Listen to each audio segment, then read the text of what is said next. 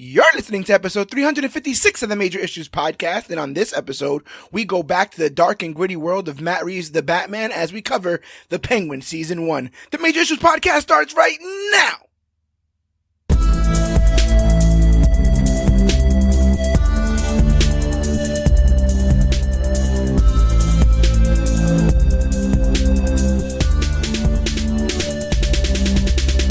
Hello everybody out there in comic book land. My name is George Serrano, aka The Don.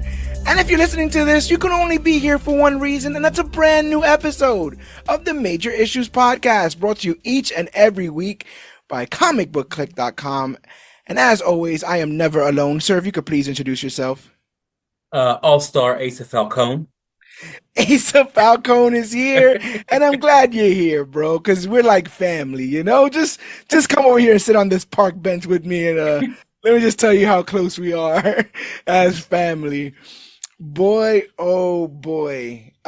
We are here to talk about the show that everybody has been talking about. The dust has literally just settled on the latest chapter of Matt Reeves' The Batman universe, The Penguin.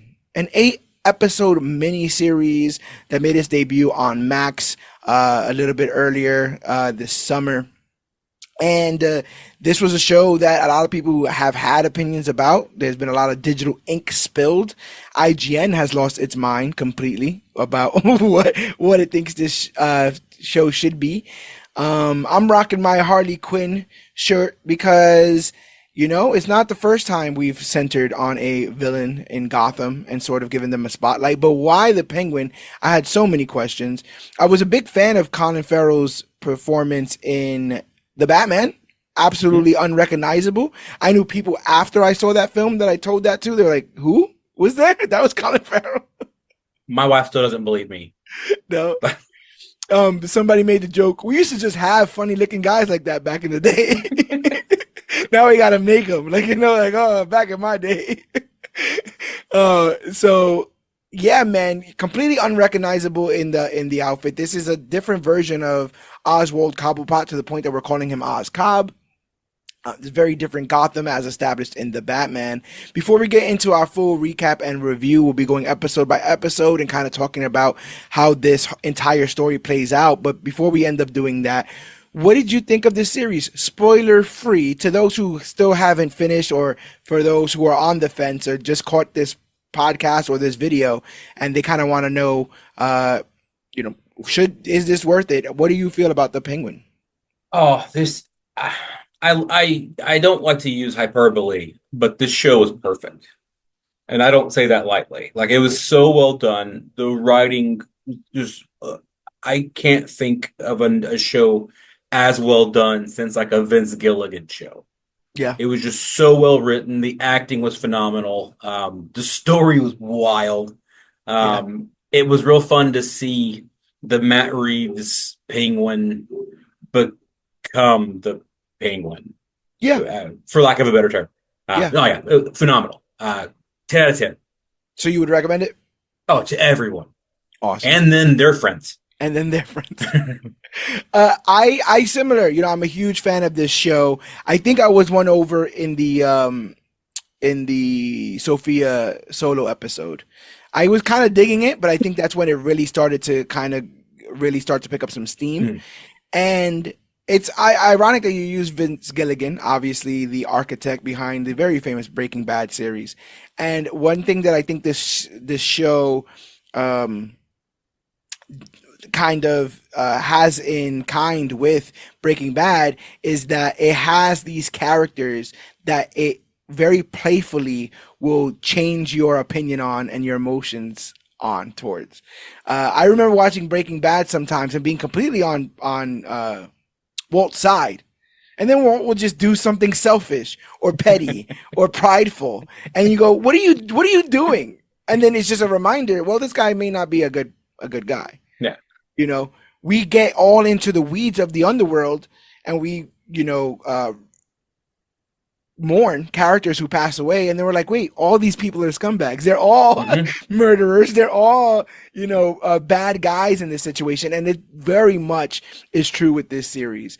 With this series, every time I found myself kind of rooting for Oz, they found a way to make Worse. his actions inexcusable. Inexcusable. To say it the lightest way I can, they always find a way to remind you that he's a piece of trash. They will not let you leave without reminding you that he's a piece of trash. And the fact that he is so irredeemable kind of made this show go up a level, in my opinion, because it does give you nuggets of sympathy. It does give you throughout the show little bits of going, well, guy's handicapped, and the guy's, Yeah. down in his luck, and the guy's, mom's not all there, and then they start putting in the other blocks, and you're like, oh no, maybe he kind of does deserve everything that's Yeah. happening to him and more. And so the roller coaster, I think, is worth it. I think it's worth it. How you're like how you have your own morals. I think it kind of reflects back onto you. Some of the stuff that you would do or down for, and some of the stuff that you're like, okay, well, that was way crossing the line, and we'll talk about them as we go. Mhm. But like at one point, I'm like, no one I'm rooting for is good. Even if I'm rooting for Sophia at someone down the line, like she's got a body count. Like there's no clean cut good person in this, and it almost goes to show something that they've said multiple times, or at least try to allude to multiple times in Batman comics, how Gotham just swallows these people whole. How Gotham and the underworld just swallows these people whole, and then this is all they know. You know. Spoiler alert: there's no Batman in this series. I wanted to ask you up front, did that bother you at all, given the nature and gravitas of some of the action that we see here? No, at this point, it feels like the Penguin isn't really, not to say like be just dismissive of him, like he's not a high enough level threat to be a Yeah, Batman threat. But also, I mean, the Matt Reeves Batman, essentially, it felt like Batman year one. yeah, Like almost like he's still getting his his feet wet. He's still learning how to be the Batman. So 100%. we may not have had that. He's not. I don't since he's not ready yet. Well, he's not gonna go after some spoiler low level guy Right. like Oz Cobb to this point, even though they may have, I guess they did. They definitely came in contact in the Matt Reeves Batman. Yeah. So I'm the same way, and maybe I'm making excuses for it. What I find ironic is that we just covered not too long ago Foile Adu, Foley Ados. And I said so many of these scenes could have been better if Batman was in it. If Batman just randomly, what are you doing in court, Joker? Yeah. He just showed up and knocked down the door. It would have been, Where are but the like, other drugs? yeah, but for this, I not only do I not mind him being in it, like my mind wrote 10,000 headcanons. This takes place a week after the events of the Batman, which means this takes place a week after Batman's biggest failure. He ain't beat Riddler. He ain't stopped the Yeah, explosions. He lost. He lost and he got his butt whipped. I think at one point he had to inject adrenaline straight into his to veins. keep it going. Yeah, It's something like that. like, yeah. So you want to talk about like at home licking his wounds? That's most likely what Bruce is doing here at this moment. Licking his wounds, apologizing to Alfred for all that he put him through in that first film. Um, And another thing that I like about this before we get into our full recap and review is that Oz, while obviously having some features to like resemble a penguin, a bird, as is, his mannerisms are always like of a rat, like of a rat that just needs to survive. He's Hmm. literally scurrying underground at Yeah, certain points, hiding, trading on people, all that stuff. And it's one of those things that almost reminded me of Saul Goodman. You talk about Vince Gilligan, right? But it's like that.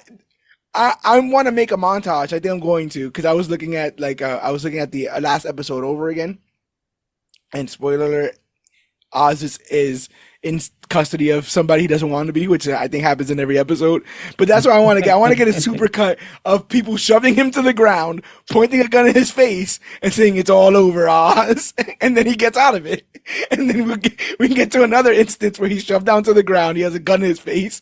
Hey, it's all over, Oz. And a brilliant way in that. And I think it's gonna have a lot of watchability. But one of the things I think is super cool, and this is something that only really happens in comics. Um, in comics, you have these big events like like Civil War, you know, but those big events mean more if you've read Spider-Man up until Civil War, because you kind of have a idea of who he was as a character and how this event will affect him. When we watch the Batman 2, we have like an inside knowledge of what's going on with Oz Cobb, what's going on in his head. All of his actions will mean so much more moving forward. What a cool little like way to entertain us between films. The only thing is the Batman don't come out for another 2 years. Yeah. Is it August 2026 now? Something like that? Yeah. So we still got quite some time in between this and the film. But I like this model. I know James Gunn is doing his own thing, but hey, give me like movie, show to flesh it out. Movie, show to flesh it out. And it even and I wouldn't even be surprised. It looked like they were doing a little bit of a backdoor pilot, possibly for some more adventures, or at least leaving the back door open for some more Penguin season 2 stuff to go on.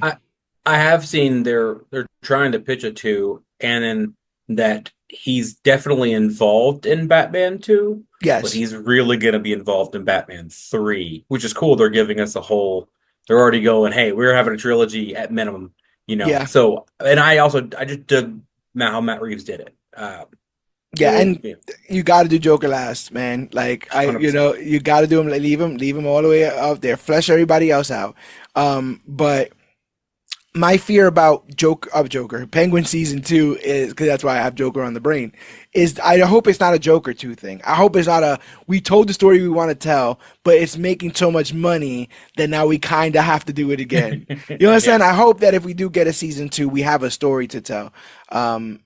One of the things that they said, that the showrunner said kind of inspired this is Scarface. And there is a lot of Tony Montana in 100%. Oz Cobb, as far as pride is concerned, as far as how he feels people look at him in comparison to there's a lot of pride and a lot of machismo wrapped up in who Oz Cobb is. So if you're ready, we can go ahead and get into a full recap and review.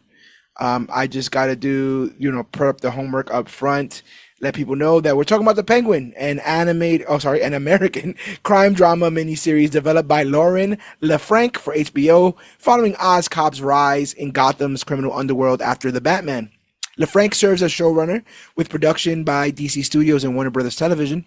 Colin Farrell reprises his role as Penguin, joined by Kristen Milotti, Renzi Felice, Deidre O'Connell, Clancy Brown, Carmen Ejogo, Michael Zingin, and Mark Strong, amongst others. I know you're never jealous of me reading those parts. No, not at all. Not even a little bit.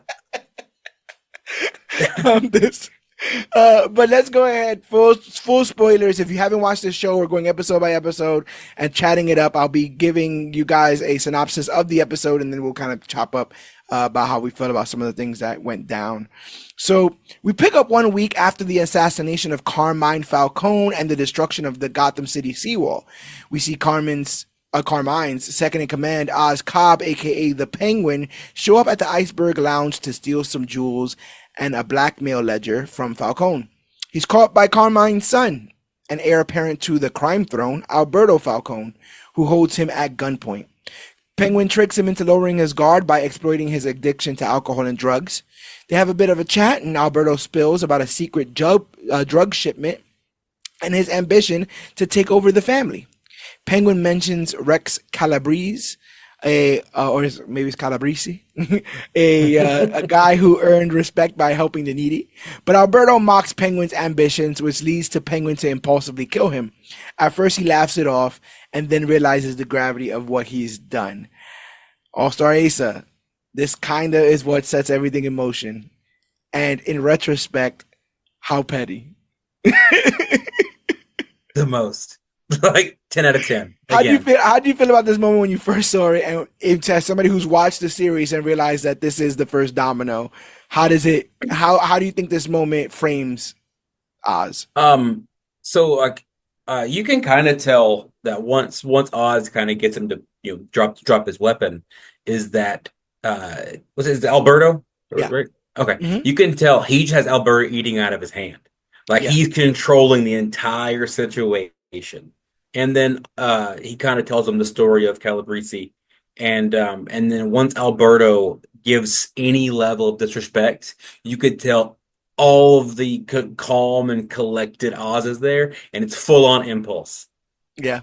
And like that's almost the exact definition of Oz throughout this entire show. Calm and collected until he's not, and then it all goes to shit. Yeah. Yeah. This kind of spirals quickly from this very moment. And I think one of the best pieces of acting in this is what I had to put him in my notes. Like he shoots him and then he like laughs, like, "Hey, see what you did, you idiot." And then he suddenly all of it dawns on him. And now it's a mad race to cover up this body. But he never had to shoot him. He really could have played this long game. It caused him so much trouble doing this. It literally is the linchpin of this entire series, and why he gets the Falcons against him. But yeah, I like how this is all played out because he knows Alberto to a T, to the point that he can get him to divulge all this new information about Bliss and all this other kind of stuff, but not enough to play the long con. Couldn't play it cool enough to play the long con. Had to get him right here in that moment because he felt slighted. So and one of the things that we'll realize very soon, if Oz feels slighted, it's a death sentence. You don't deserve to live. Isn't that a lot? Yeah, a lot. Yeah. That's pretty major. So Penguin wraps up Alberto's body, then finds some kids trying to steal his car rims. He shoots at them, leaving only one, Victor Aguilar, alive.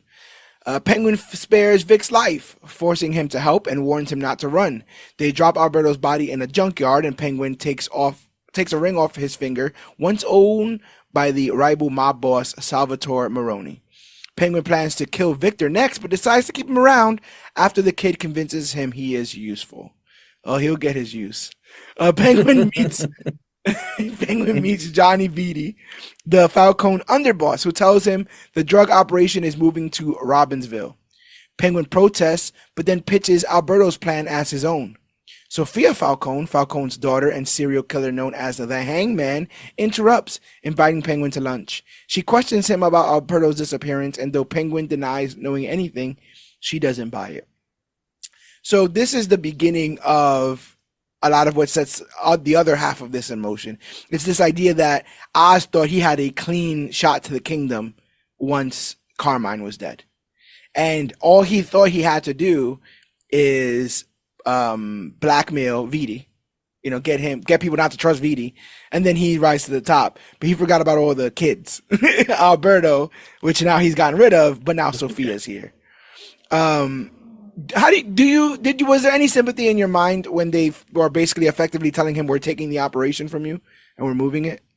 I wouldn't call it sympathy. I would say it was more of a, oh, this is why. I don't know what he's gonna do, but I know he's gonna do something, and He's this got to do explains something now. everything. Yeah, yeah. And so, yeah, this is probably the last straw. This won't be the first instance of him doing it, but how do you feel about Oz lying? Think he's a good liar? He's such a good liar. Yeah. I believed him. I knew it was wrong, and I was like, man. In every scene, and like I believe Sophia says it at one point, he knows exactly what to say in the exact way. He just reads situations so effectively Yeah. that again, it's kind of like with Alberto. He just knows how to read every situation and make it go to the way he wants it to go. So everyone's eating out of his palm, or at least he has control. Yeah. And what's ironic is that a lot of what he does in these lies is like ego stroke. He knows that these people want, so he'd be like, hey, the whole operation is yours or whatever, he'll be like, hey, I wasn't going to tell you, but we got this thing going on, and we could cut you in halfway. Like, he's always trying to cut a deal. I think it's so interesting. And I love how Kristen Milioti's Sophia seems to have a bead on him in this moment, and seems to be one of the few people that kind of see past his BS. I'm not gonna lie, I thought they would be on the same side for way longer than they were in this. Yes, 100%. I thought, he's gonna use her to essentially replace the entire family, and she's Right. going to use him as a means to an end. And I guess I was right about both of those things, but Yeah. not entirely at all the way I thought it was going to happen. Yeah, it was not a straight line from A to B. We took a couple of detours and some flashbacks, but we got there. Um, so Penguin then visits his mom who has dementia and confesses to killing Alberto. She encourages him, saying that it was just the first step in his rise. Inspired, Penguin offers to work as a double agent to take down the Falcone family, but Maroni isn't interested. Before leaving, Penguin returns the ring. That's another thing, like, I love that Maroni from the beginning is just like, you're a piece of trash. Like, I don't want to talk to you. I'm not trying to deal with you. You're like a notable piece of trash, and I know that you're a piece of trash, and you're obviously trying to do some piece of trash stuff right now, and I'm not down. But it was that ring. It was the ring Hmm. that was stolen from him, or from the, that he was able to now rock in the prison for. It's ego stroke. Ego stroke Hmm. again. All of this could be yours. I got a new operation, bro. You ain't even heard. You ain't even heard about it. So I like that as well. And then Clancy Brown. Yeah. Like, boy, I don't know anyone who has his comic book resume. That Yeah. guy is in everything. So that's Yeah. fantastic as well. Yeah. He's been in the last few times I've been on. I know he's been at least in half of that. He's been in I half wouldn't the be things. surprised. Like, Now that you say that, I wouldn't be surprised at all, man. I want that guy's agent. That's what I want. yeah. They set up this whole thing with his mom having dementia, but they do like this double punch where they punch you with the dementia, but then like he says something like, hey, whatever, whatever, and then she's like, "What are you, some kind of pussy?" Yeah. and then your other half of your brain goes, I don't know if this lady's on the up and up. How did you feel about this first introduction to Francis Cobb? Well, not to go too far into myself, my grandma had dementia, and it was very like, oh, like this is like the writing is phenomenal Yeah. because it was like super lucid, super regular, super, and then out of nowhere, just oh, where am I? Oh, here's a random room, and then whatever. Oh, and then back to the serious. And I thought the acting, I'm not sure who the actress is, but she crushed it. Yeah, she did. I have family members dealing with that as well. It's absolutely frightening because you're trying Mhm. to be there for them in every sense of the word, and sometimes you can't be there for them because they don't know where there is, Yeah, and that's heartbreaking.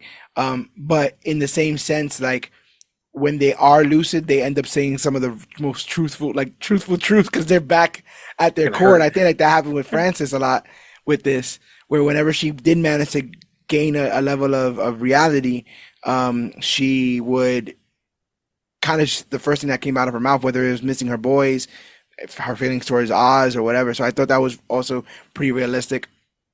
Um, there's a level of so it's Deirdre O'Connell plays Okay. Francis Cobb, but there's a level here also in this introduction of fake fake richness. like Yes. like there's this level where like he's promising his mother more and more, and she seems to be down like rocking jewelry in the house, and Hmm. but they're not there. They're obviously not Yeah. there, but they're playing up. They're almost like cosplaying rich, Big rich. rich. Yeah, yeah, big rich. Yeah. Um, and I to me that plus the way she spoke to him was spelled danger, because obviously she knows how to put a battery in his back, and get him to do things, but also, is any of this really obtainable? Like, you're telling Yeah. her you're gonna tackle both mobs and come out of this alive, and she can't help it anyway. She performs. She's got dementia, so like I thought that was really interesting, and I do think that initially it's kind of made to be to something to you could sympathize with him over. Yeah. It Hey, can be argued after the fact he might have induced this. Like the pure weight of all the stuff that these two people go through, and the pure mental weight that Francis goes through. I wouldn't be surprised if you know yeah. some wires All got the crossed there. And all the Oz stress. I yes, guess yes, quite literally. yes, Like, yeah, totally.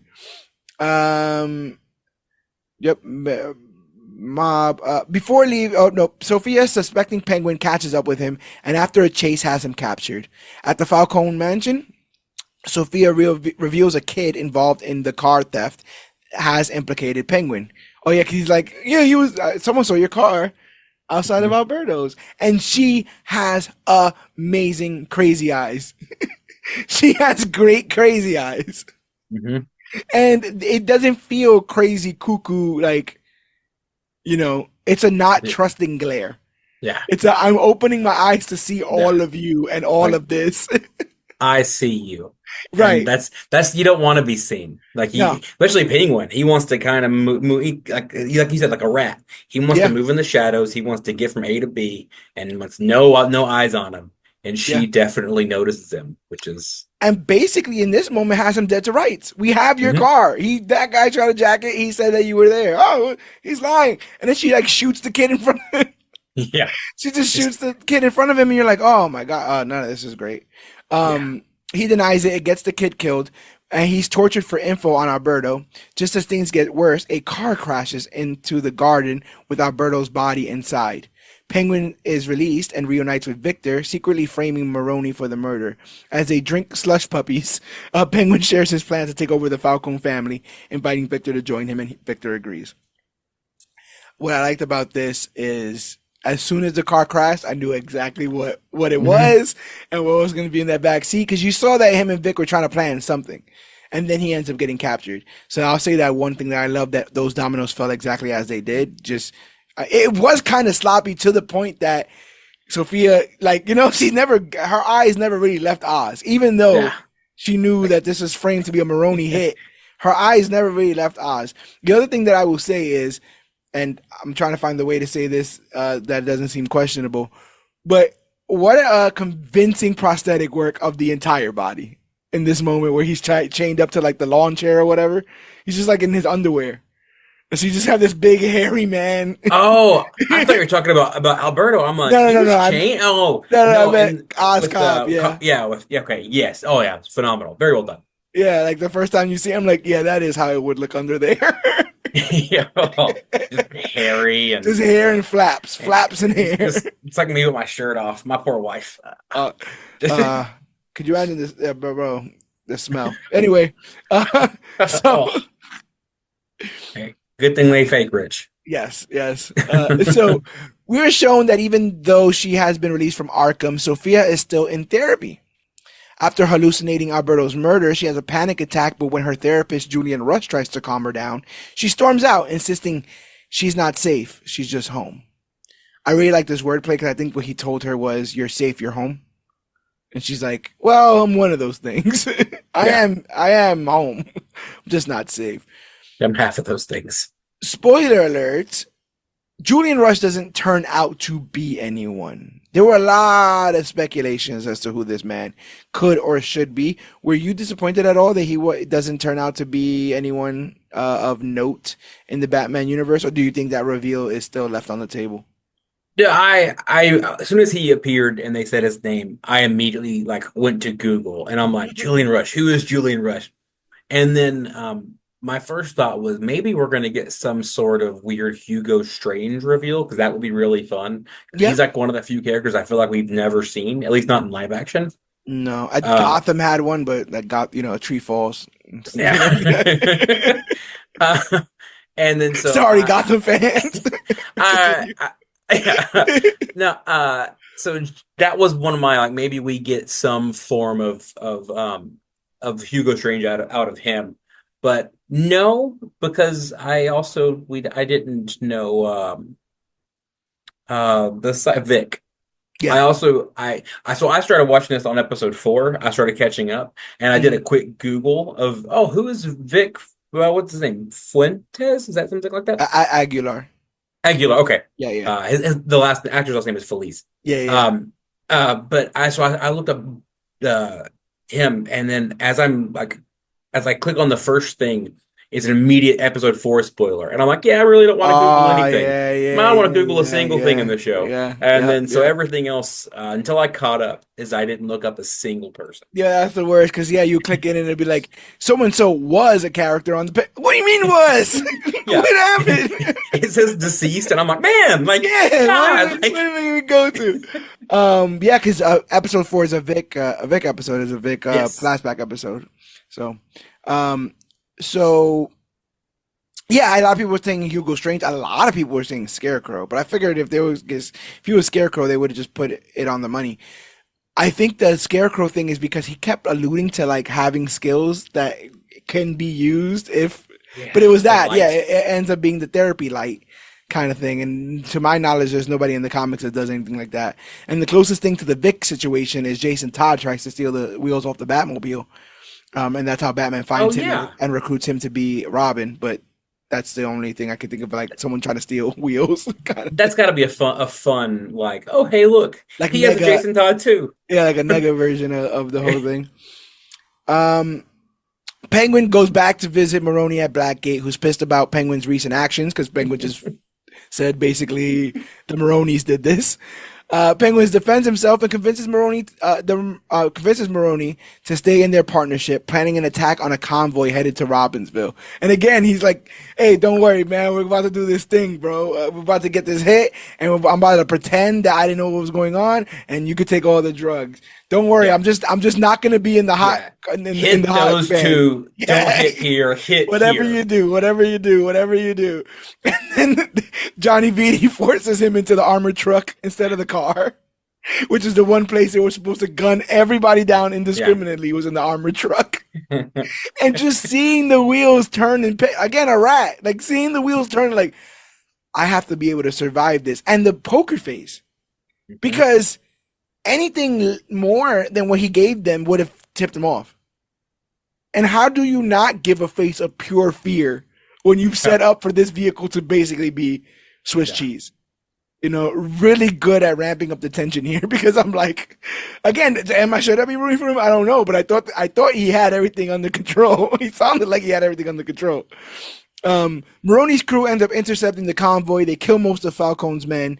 Penguin barely escapes and insists that he's innocent, but Sophia's like, "How are you the only one left alive?" And then she's like, "Well, there must be a rat. There's got to be a rat here somewhere." So Falcone's brother, Luca, steps in because he's like, obviously there's a rat. I'm taking over, and he kind of like little sisters Sophia. Like he kind of like, "Hey, thanks for coming, but you don't, you stay out of Yeah. it." You should go Um, somewhere else. You should go to Italy. how do you feel about that in hindsight, given how this family sort of turned their back on Sophia in the first place? It's I think it was the same scenario to Arkham. Hey, we don't want you as part of the family. You go somewhere else. Now Arkham was there was a reason for Arkham Yeah, where I think Sicily was more of a you're just out of our hair over there. Go do your thing. Your dad's dead, your brother's dead. Like your side of the family is effectively gone. And then from everything I've seen in mob movies, there's rarely ever a woman mob leader. yeah, And then so it's like, well, your side's done. All the males are gone, so you just go over there and just be rich. yeah.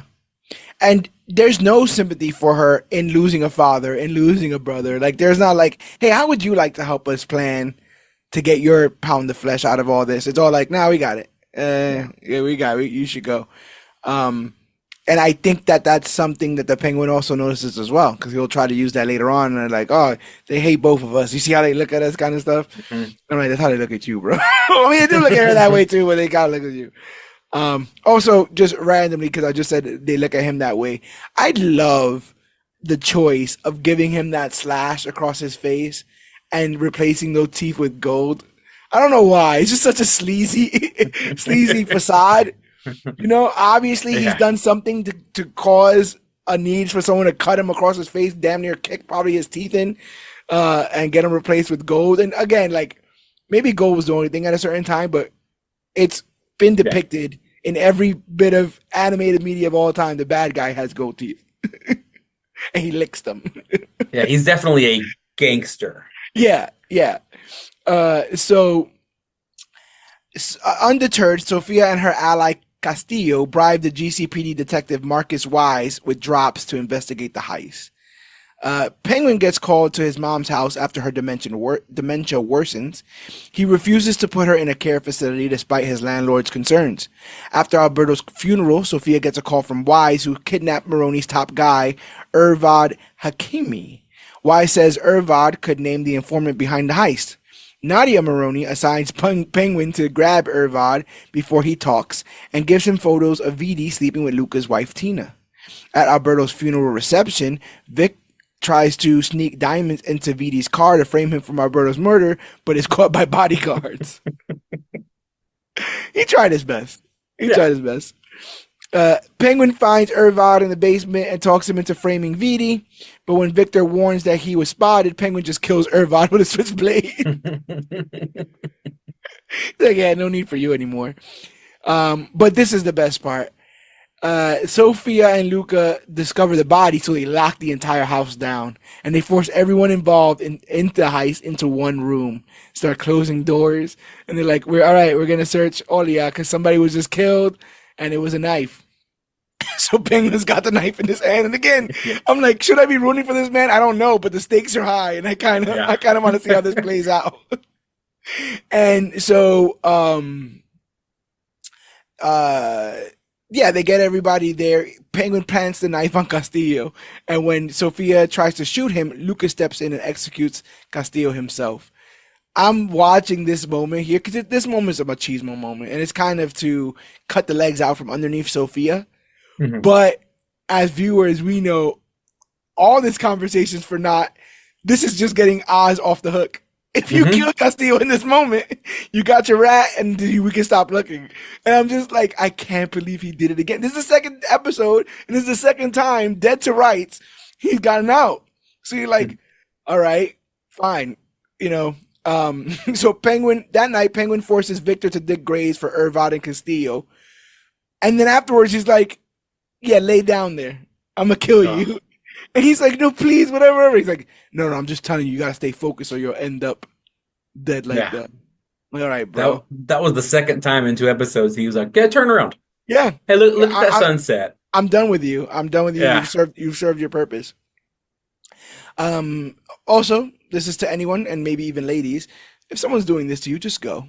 If they're trying to make you go, just go. I'm pretty, in a flashback, Victor drops off some tools at his family's apartment before heading back out. This is the Vic episode. To meet friends. His father's disapproving of one of his friend's cousins being a known drug dealer. While hanging out with his girlfriend Graciela on a rooftop, Victor witnesses multiple explosions across Gotham, including the destruction of the seawall at the hands of the Riddler. From the rooftop, he watches the flood hit his house and kill his family. Now, obviously, this was depicted in the Batman. I love this point of view of it. Yes. How harrowing, how horrific, bless you if you've never been in a place with a natural disaster, like a tornado or a hurricane or any of that kind of stuff. But it happens just like this. We are paper boats, and it just comes and demolishes, and takes and takes and takes. And watching him watch that rush of seawater just literally slam against his apartment. Yeah. Really, really, really rough stuff. How do you think they handled that and the whole seemingly PTSD aspect of it that he got from it? Well, you could tell he definitely had some level of survivor's guilt after the fact. Yeah. Like the fight with his dad, he leaves to go do his thing, and then just to have, his entire family stolen from him and by the Riddler no more than 3 or 4 weeks before where we're currently at in the timeline. Yeah. Like, he's had a tough couple of weeks. Yeah. That's another thing. They make it seem like there's a flashback. Like we're going all the way. We're not going that far back. Yeah, it's a month ago. Back. Yeah. Like, no, I do like how you see how his dad seemed to be like a good guy, like a good dad. He's very present. He's still teaching him, hey, just because he's doing that, you don't need to be part of that group, part of, whatever. And then I even like how he's even following his dad's advice, and he continues to do so after he dies. hey, that guy's a bad guy. You don't want to be around him. And then he kind of walks away, only to see shortly thereafter, while following his dad's advice, he gets to watch his dad die. Yeah. Well, not real Sam. Yeah. No. It's a heartbreaking stuff, and why I think one of the heartbreaking things that you kind of realize is that he's developed a stutter because of it. Mhm. The whole situation. There's like one moment in here where he doesn't stutter, and it's kind of heartbreaking. But he's incredibly meek. He wasn't built for any of this life. He really just fell into it, and this relationship with Oz resembles a sort of family. It's the only semblance of family that he has, and he's willing to go to hell and back for it, literally ride or die. And you, it doesn't scream to me as anything but desperation. Yeah. You look at the guy. Look at Oz and tell me that you want that guy proud of you, or you want that guy happy with you, or any of that kind of stuff. But he's in it now, and that's what he wants. In present, Sophia introduces Penguin to her new drug operation, a product she calls Bliss, which was used on her and the Arkham inmates. Penguin helps set up a new base by arranging a meeting with Link Psy, a triad member. Meanwhile, Graciela visits Victor and tells him that she's leaving for California to start over. Vic reveals he's working for Penguin, and his girl urges him, please leave him, and please come with me. He's tempted, but he just ends up giving her money for bus tickets and tells her to buy two. In Chinatown, Link holds a grudge over Penguin's unpaid debt and demands Johnny Vidi's support before arranging a meeting with the triad leader, Feng Zhao. Outside, Victor runs into a cop but smooths things over by letting the officer confiscate, quote unquote, his remaining cash. Something later, Penguin later congratulates him for. So he's learning. Mm-hmm. Cops ain't learning nothing. Part of the trade. Yeah. That's breakage. Yeah. At dinner, Victor opens up about his family, mentioning how his dad became a mechanic instead of a chef and how he never asked for more from life. Penguin toasts to him, advising that he should aim for better because life's tough for honest people. I think this is hey, you put cilantro on this? The whole thing tastes like soap. I love that. I loved all that. Oh. He's so funny. Poor Oz, his poor genetics. Yeah, he's got the worst of the words, the leg. Like everything is wrong. You know what's weird? I don't know why, and maybe we didn't see him move around a lot in the Penguin. I thought he got that leg thing here. I'm like, wow, are they gonna go back to this whole leg thing? But it's from childhood. Yeah. I don't know why I thought he was tripped in the events of the Batman somehow, and now it's more exaggerated or whatever. But yeah, he seemingly always had this limp.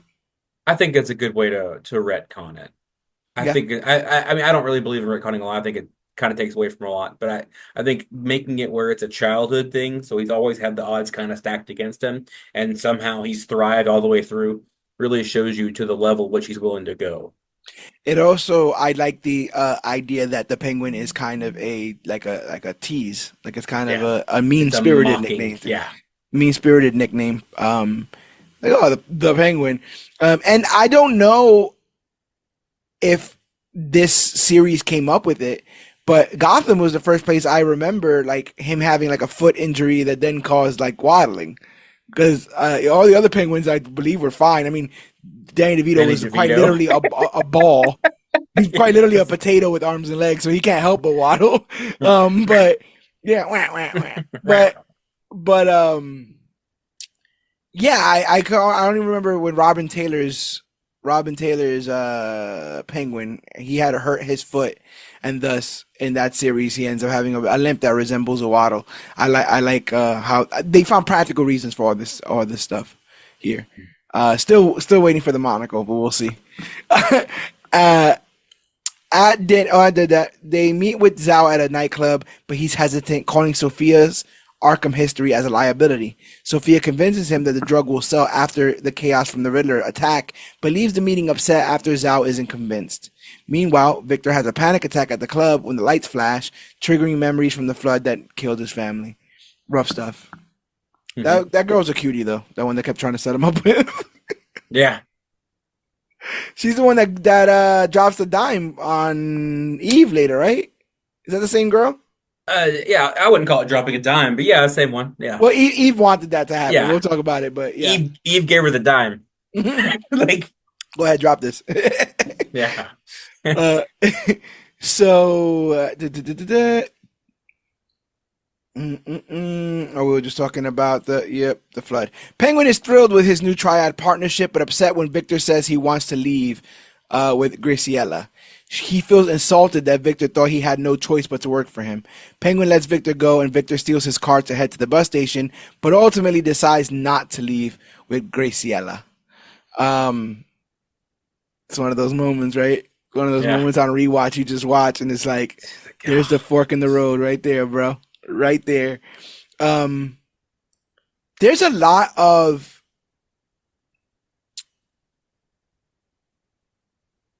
like all the parts of a toxic relationship and how he talks to Vic, right? Hmm. Like in this bathroom scene. One of the code lines that I like had posted when I saw the episode, like, damn, he was like, no one gets famous, living in the projects or whatever, dying in the projects. And I was like, that's kind of Yeah. rough. I mean, it is what it is. Like, Yeah. he's just saying it plain He as ain't day. wrong. Yeah, Like, he's kind of just saying it plain as day. But all this pushing away is to keep him yeah. in a weird way. Is this like from his mom? Like, is this like just this idea that he kind of fears that everyone's trying to get away from him? Um, I don't see. I always thought it was a kind of like he always was what to say in every situation. I just thought it was his way of doing reverse psychology, like knowing that Vic's dad parents are all dead, knowing that everyone that ever had his back is gone. I gave you a chance. Like, get the hell out of here, or whatever he says. Yeah, And then I thought it was his move of. Especially later when he says what he says in the next thing that I'm not going to spoil for anybody. But I just thought it was his play, just because he kind of knows how to read people, and Vic seems timid enough to fall into any trap he's given. And at this point, he's done it several times over. it's also weird that Vic he barely knows Vic from a hole in the wall, but when Vic decides to leave, there is an anger there. Hmm. There is a he's hurt a little bit, and Yeah, like I said, and hurt at like the you could have left whenever you wanted to kind of thing. It's yeah, like you you threatened his life twice. Why are you yeah, mad he wants to yeah, go now? Like, literally made him dig his own grave, and then you're gonna shoot him in there. Um, so back at the nightclub, Penguin and Sophia argue over who's really in charge. Sophia's mistrust of Oz deepens because of her Arkham time, leaving their power dynamic unclear. Um, they have like kind of a little sweet moment here, out here, as they kind of talk about like they allude to a past yeah. here, and they allude to having a history. Um, Penguin tries to patch things up, but just as they're talking, Nadia Maroney and her men ambush them, ready to execute Penguin for his betrayal. Episode 3, third time, dead to rights, on Hmm. his knees. He immediately turns on Sophia. Were you surprised about that? I was. I thought he'd find like a medium. 100%. I thought he was gonna find like a middle ground. But he's immediately like, no, I would never work with her. Like I'm just using her. I'm using her and the Falcons. They're idiots, whatever. I'm like, yo, and the look of her when she's Yeah. looking towards him, just literally, spouting all this. I thought all of that was very, very well done. Well, it's almost like you could tell she was like almost like against her own better judgment. She finally started to believe him. He's helping me do all this stuff, and she's put him in his place a couple times here and there, like this is my thing or whatever. But it's almost that was the moment where she was like, "Oh, he's who I thought he was." Like, Yeah. that's on me. And it's a double, right? Not only is he who she thought he, not only is he who she thought he was, and may have always had an inkling of when she got arrested, Hmm. but he's almost worse now, right? Yeah, Like these are not little fibs here and there for ego's sake. He's playing two families against each other and might be responsible, as she'll find out later on, for the death of Alberto. yeah. And yeah, all that stuff. But like, I love the look on her face of like just betrayal, like just shocked betrayal. Hmm. And it goes to show, like you said, even though he's a piece of trash, he did win her over with that whole like, it's us against them. They'll never respect us. They'll never put us on their level. So we're gonna have to take this from them, kind of speech. Yeah. He was another. She was another pawn for it, just a little bit. This was the episode where I was like, "Oh, this is us seeing them tear the world down." And then this was that scene where I was like, I don't even know where to go. Like this. What writing? Like, He went right back to the hands. That fed him. Like he went right back. Like we were over here talking about toppling the systems, and as soon as he gets a gun in his face, he's already like, no, yeah. What do you need? yeah, I'm right yeah. here.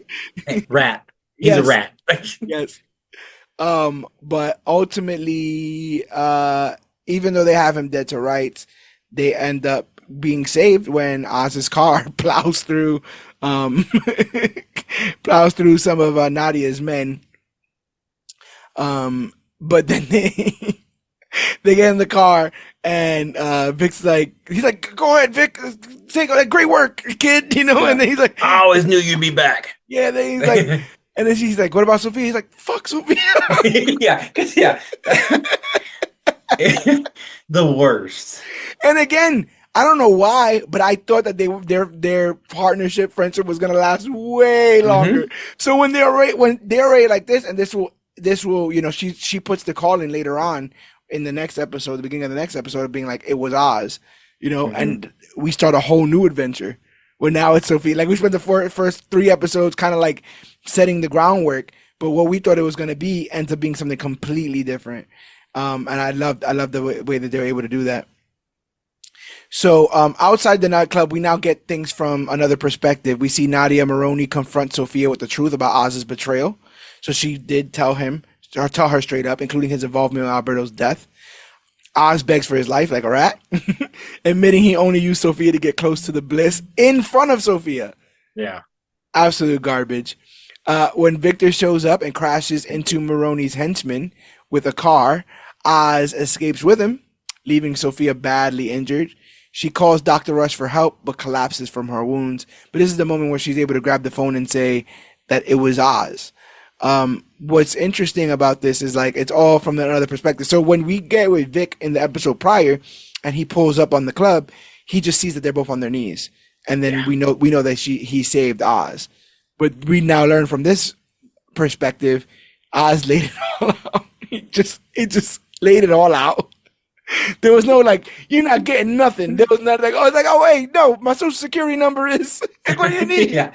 You need a testicle? I got 2. Hey, what are you looking for here?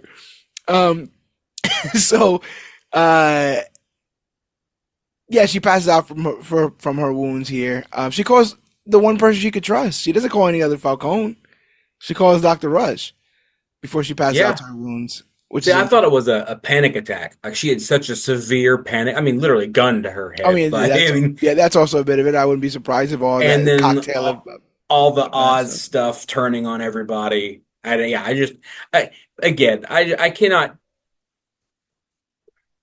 give enough credit to the writers of this movie, of this television series. Yeah. We live in a world full of imperfect people, so I think it's intuitive in our human nature to trying to find the good in everyone presented here.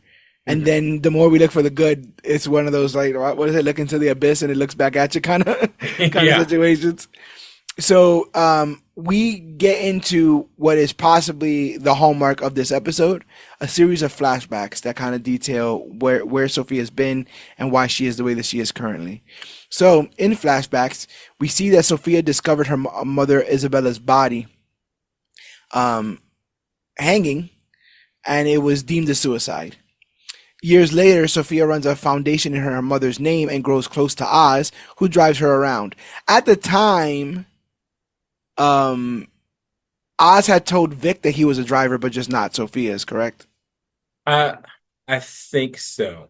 He alluded to like working his way up, but he didn't. Yeah, I don't think he ever said that he drove for Sophia, because that was revealed here that that little Oz was always, in the background of all the big Falcone. Because when we meet him, he's Carmine's number 1 or number 2 or whatever you want to call it, and he got there basically by pushing the daughter out or helping the daughter get pushed out. So I think that's interesting. At a charity event, reporter Summer Gleason approaches Sophia, telling her that several women from the Iceberg Lounge have died under suspicious circumstances, just like Isabella. They were choked to death. Sophia brushes it off. Carmine, Sophia's father, now played by Mark Strong. Did you have any issues with this recasting for this flashback? No, the original actor, I cannot think of his name for the life of John me. Turturro. Yes, he said he would have never taken the original Falcone part if there was violence against women in that way. And I'm like, I respect that, but like he was a mobster. Like, I mean, we can agree to disagree on that, but like again, like One of his last acts in the Batman is his attempt to strangle Selena Kyle to death. I, I don't know if you remember that or not, but I do not. he was like just like your mother, and Oh, he's like strangling her. So like, I don't.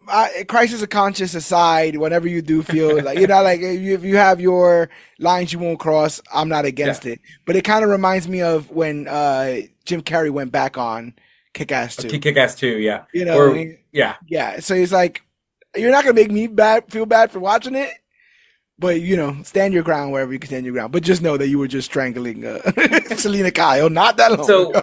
so that's an interesting. Oh, I don't want to go too far, but I forgot that because her mom, because Selena Kyle's mom was she was Dead strangled. too, I believe. Yeah. Yeah, Yep. Yep. that's what a fun. No spoilers here, anybody. Don't worry. Yeah, Don't look too yeah, far yeah. into it yet. And I also don't know But if I would use the word fun, but yeah. interesting. Oh But yeah, an yeah. interesting. That's But it's fun, synonymous with interesting. Carmine's just like back in my day, we used to use our hands. We Yeah. knew how to use our hands back in these kids all want technology. They always wanted the fast way. So,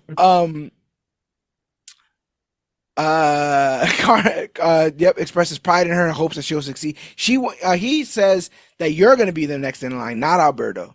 Lets him know straight off the rip. Crazy progressive. But the thing is, Sophia, is starting to believe, given what she just heard from Summer, that Carmine might be the person killing these people. And she ends up confronting Carmine about it. And I thought this scene was played so masterfully because she is giving him outs. Yes. She's telling him what the truth is, which is I found marks on my mom similar to marks made on other people that were strangled, and you had blood on your hands. Yeah. And I remember that distinctively, but I must have been remembering it wrong, right? Yeah. Yeah, it was. And how heartbreaking, because she's confronting her father. She loves her father. And confronting her about quite possibly murdering her mother. And is playing this so carefully. And Mark is not selling nothing as Carmine. He's got those literally rose tinted glasses on. And, he's red flags. He's looking past her. You understand? And in the instance in which he is being accused of this by Sophia, she instantly stops becoming somebody he can trust. Yeah, it was almost like she immediately became a threat. Yeah. And instead of handling threats the way he's previously done it, he does it the new way. Yes. So, like I said, Carmine insisted it was a suicide. Summer keeps pushing to Sophia to help prove that Isabella was murdered, pointing at the strange details. Sophia begins to think Summer was right. Sophia's investigation into her mother's death leads to trouble. Carmine confronts her, revealing that Oz snitched to the police and that Sophia is now under investigation for the deaths. He also notes that his hands were injured on the day Isabella died, but dismisses her concerns and orders Oz to drive her home. They're stopped by police, and Sophia is arrested for the murders, including Summers. Because now Summer's dead. By the way. Poor journalist, yeah. By the way. She's sent to Arkham for 6 months while awaiting trial, where the media dubs her the Hangman, because she's now being attributed to all those deaths. I also want to say really, really quick, Sophia has the name the Hangman in the book by Jeff Loeb, Dark Victory. That's where the character comes from. Sophia's Falcone. The Long Halloween deals with a series of murders that take place with the Falcones and the Maronis. And then its sequel, Dark Victory, introduces Sophia coming after the fact, after there's been a whole bunch of murders and stuff. But this is all fake. Like, she's not killed these people. This moniker does not belong to her, but they're calling her the Hangman. They she does a great job in the beginning of this playing spoiled mobster. Hmm. Like she's like in a party gown, she has her makeup and her hair done, and she's like, "So when am I getting out of here?" Yeah. And they're like, "Well, no, you're actually not." She's like, "I can't do," because they're like, "You got to do 6 months." She's like, I cannot do 6 months." That the way the panic just comes over her, Yeah. very realistic of like somebody who's never really had to deal with any of this before. Well, she's Uh, been a party girl the whole her. I would say her like. There's a whole bit in one of the other episodes where she's like, "Oh, those boys at the lake," yeah, like, oh, yeah, she's just like she's a New York Valley girl, like, yeah. oh, and then now it's like, oh, hey, some shit happened, and it looks like you did it all. Real serious shit. And Yeah. you're basically being accused of it. So they end up bringing her to Arkham for 6 months while she awaits trials. And like I said, the media dubs her the hangman. She's tortured by the other inmates and subjected to electroshock therapy, but Dr. Rush doubts her guilt. After 6 months, Alberto visits and tells Sophia that Ventress, her doctor, convinced the judge that she was unfit to stand trial, locking her away indefinitely. At her breaking point, Sophia kills inmate Magpie, a fellow inmate, before being sedated. This entire scene or series of scenes is not only incredibly heartbreaking, but I think top three biggest fears for anyone Yeah, 100 to percent. be dang, what's the committed when you've not done anything or when you feel like you are 100% in your faculties and everyone else is telling you you're crazy. What a masterful way to show the spiral when she starts to think, peel off the wallpaper, and it's the wallpaper from her home, and she Hmm. doesn't know what's what. Um, they forced her to become the hangman in this. They just hammered it and hammered it and hammered it until she effectively, by murdering Magpie, kind of becomes the murderer Yeah, that she she was becomes. arrested to be. Yeah, she's become the person they made her out to be. Um, I love the conversation with Alberto because you can feel her heart sink when they're like, "Oh yeah, you're not. They're not. Yeah, This yeah. isn't over. Past here. We're not gonna let you. You're not fit to stand trial. We don't know. We can try for an appeal." And she just gets up, right? She doesn't say anything. He's like, "We could try for appeal," and it's like, I would be the same way. Yeah, Like, what's the point of no, fighting? I'm no. here. Like Yeah, this they've is. Yeah, this is you. Like, this is now my future. Now, this is yeah, what you know. And they I found a way to lock me in, and I can't get out. it's one of those situations that I had a conversation about somebody with somebody about this kind of subject matter. But it's one of those situations where you don't want to be comfortable there, but the only way to be comfortable there is to be comfortable there. Hmm. Is to resign yourself with this is where I'm going to be. And I don't think she ever wanted to. And I think she held on to her sanity as much as she could, but in this moment with no light at the end of the tunnel, what do you do? Just embrace. Um and like it gets all the way to the point where she thinks Magpie is working for the doctors to put drugs in her food. That's the level of paranoia she's at this point. And when they tell her that like family member after family member after family member has testified against her, have all Hmm. said that she is unfit, that she is crazy. It's betrayal, it's heartbreak, it's the deepest parts of despair. They really put you in her shoes in this, and really, for me at least, got a lot of empathy. What do you think about the portrayal of all this, her whole situation at Arkham?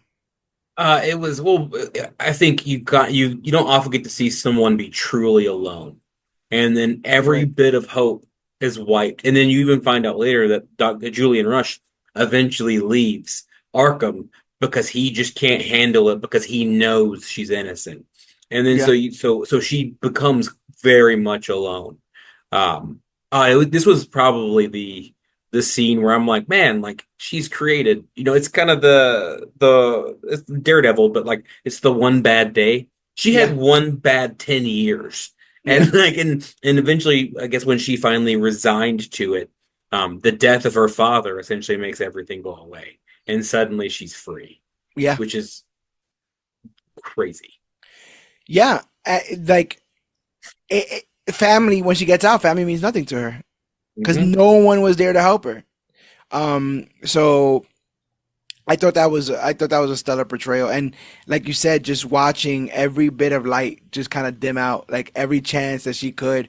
I think one of the more heartbreaking moments is when like she like reaches out for Rush during one of the electrical, like please don't, like can you, like I Yeah. really am not, I'm not, and up, nope, just up the dosage, just crank her up. Um, there's a really heartbreaking comic out right now from the Ultimate Universe that has similar implications of just torturing somebody to the point of just convincing them that they are whoever you say that they are. And so I think that's so affecting. Like this idea that it goes even to like to how people confess to crimes that they didn't even commit, so long as they are out of the 12-hour interrogation, Yeah. whatever, that goes on. It's so twisted. It's so crazy. And again, I couldn't be in those shoes. Be in an insane asylum. I didn't even do anything just to take me off the board. So cold. It's so callous. So in the present, Sophia wakes up at Dr. Rush's house, suddenly accusing him of having feelings for her rather than being motivated by compassion. She vents about her situation and realizes that it's the world that's broken, not her. It's the kids that are wrong. Later, she goes to her family home where Luca is holding a family dinner and blasts her relatives for abandoning her and labeling her insane to keep her locked up. That night, she sneaks Gia, her cousin Carla's daughter, out of the house, and they spend the night in the greenhouse. The next morning, Sophia returns to the mansion, having released gas inside, killing all of her other family members. But this felt like a gas queen moment. This felt like a go ahead and get it, girl, a Yeah. moment. Her speech at dinner was one of my favorite like speeches in the entire like series because I it was agree. very much a like you screwed me over, like you guys are my family and you left me to die, and so tomorrow I'm starting my new life without you, and it was very empowering. Yeah, And then you see that she goes and then she even makes a point to open the one window just so yeah. one person does So VD, yeah, so VD, so Vidi yeah, doesn't die. yeah, And then she just walks through the house of all the dead bodies and yeah. just In a so beautiful gown, carefree. Yeah, new just haircut. She's really feeling herself in this moment, and then has the nerve to like tuck in the little girl in the in the mhm. greenhouse. Yeah. Me and Alberto, we would always sleep out here, or whenever it was this Like, really don't sweet even worry moment. about it. That Yeah, gets they're really all fine that in gets there. really dark Oh later my on. God, yes. So dark later on. But yeah, I think we're all on her side in this moment, knowing that the family has abandoned her. Like, screw them all. I'm down. Hmm. Plus they're the So mob. Like and they're also, yeah, they're also the like mob. And there's absolutely no reason she couldn't have done this without the speech. But she's been wanting, like, she give that speech every day since she's been out of Arkham. Really tell these people how she feels. Um, and I think Oz's betrayal just sent her back to that world. Like, all it takes is one person to betray me, and I am, or who doesn't respect me or throw me under the bus, and I'm right back where I was. So we're gonna squash all that out right now. And yeah, poor Vidi. I just remember what happens to him. yeah. Yeah, yeah, he's yeah. Hey, He you becomes could kill him too. a money puddle. So now we got to follow our other friends, Oz and Vic. So after they escape the nightclub, they burn the car in the street. It's a beautiful car, but they burn it in the Mhm. street. It was a Uh, Maserati, right? yeah, it's a purple Yeah. Maserati. Victor worries that Sophia will retaliate, but Oz isn't concerned and thanks Vic for the rescue. To get leverage in the gang war, Oz kidnaps Taj, the Maroney family son. He's kind of a screw up. The worst. And he forces Sal and Nadia to agree to an exchange. Taj for the mushroom shipment Nadia stole from Oz. They reluctantly agree. As Oz is leaving prison, he sees a news report about a gas leak that killed most of the Falcone family, with Sophia among the few survivors. Dun, dun, dun. At the estate, Sophia is questioned by the chief of police, who about the deaths and Johnny Vidi's whereabouts, but she evades the questions. Beatty revealed to be held hostage under the Falcone family cemetery, where Sophia tortures him to get access to the family stash of money. What's interesting about this is like I like how Sophia turns. Like in the beginning, she's like this innocent, like sort of what are your questions, officer? And then when she kind of realizes that things are pointing towards her, she gets really bitey. and she gets really like defiant. And like, we pay your bills. Like, what do you know what I'm saying? Like, what do you? Yeah, I loved her. Well, I would start talking to the journalists or the cops whose money's about to get a lot lighter. I would sell those pictures or whatever. It was such an fu moment that Yeah, you see how bad Gotham is. How corrupt it all is across the board, and how she's calling up the I guess the commissioner right to his face. yeah, yeah. Uh, Like, um, it's just another that this is like a figuratively body that the Gotham is just gonna bury and everyone's just gonna keep quiet about it, even though mhm. all the signs point in one direction. Uh, yep. VD. Oh no, we did that. Oz's gang is nervous about the Falcone deaths, but Oz sees it as an advantage. Sophia did the hard work for them. He then assigns Vic to look after his mother Frances, which disappoints Vic because he's like, I want to like shoot people now. I ran over those people. I think I'm good enough to have a Yeah. gun. And he's like, no, you're gonna watch my mom. Oz heads to a warehouse to meet Nadia, and on the way, he has his henchman Mikey attempt to kill Sal in prison. Doesn't work because he's Clancy freaking Poor Brown. Mikey. Yeah, poor Mikey. Mikey gets got. Yeah. After delivering Taj, Nadia locks the warehouse doors, and a gunfight breaks out. So Nadia does what everyone else does and kills Nadia and Taj by setting them on fire. But the fire activates the chemical extinguishers, forcing Oz to leave with the mushrooms. But me and you know what really happened. That was the play by play of what happened. But what really happened is he set them on fire, and there was well enough time to put them out and leave with the mushrooms. Mhm. But he sat there and he watched them burn and he smiled. And Yeah. then the fire alarms went off. How do you feel about that moment? Again, I think the what happened at the end of this will fully turn people. But was this a Well, moment here where you're just kind of reminded about like this piece of yeah, trash?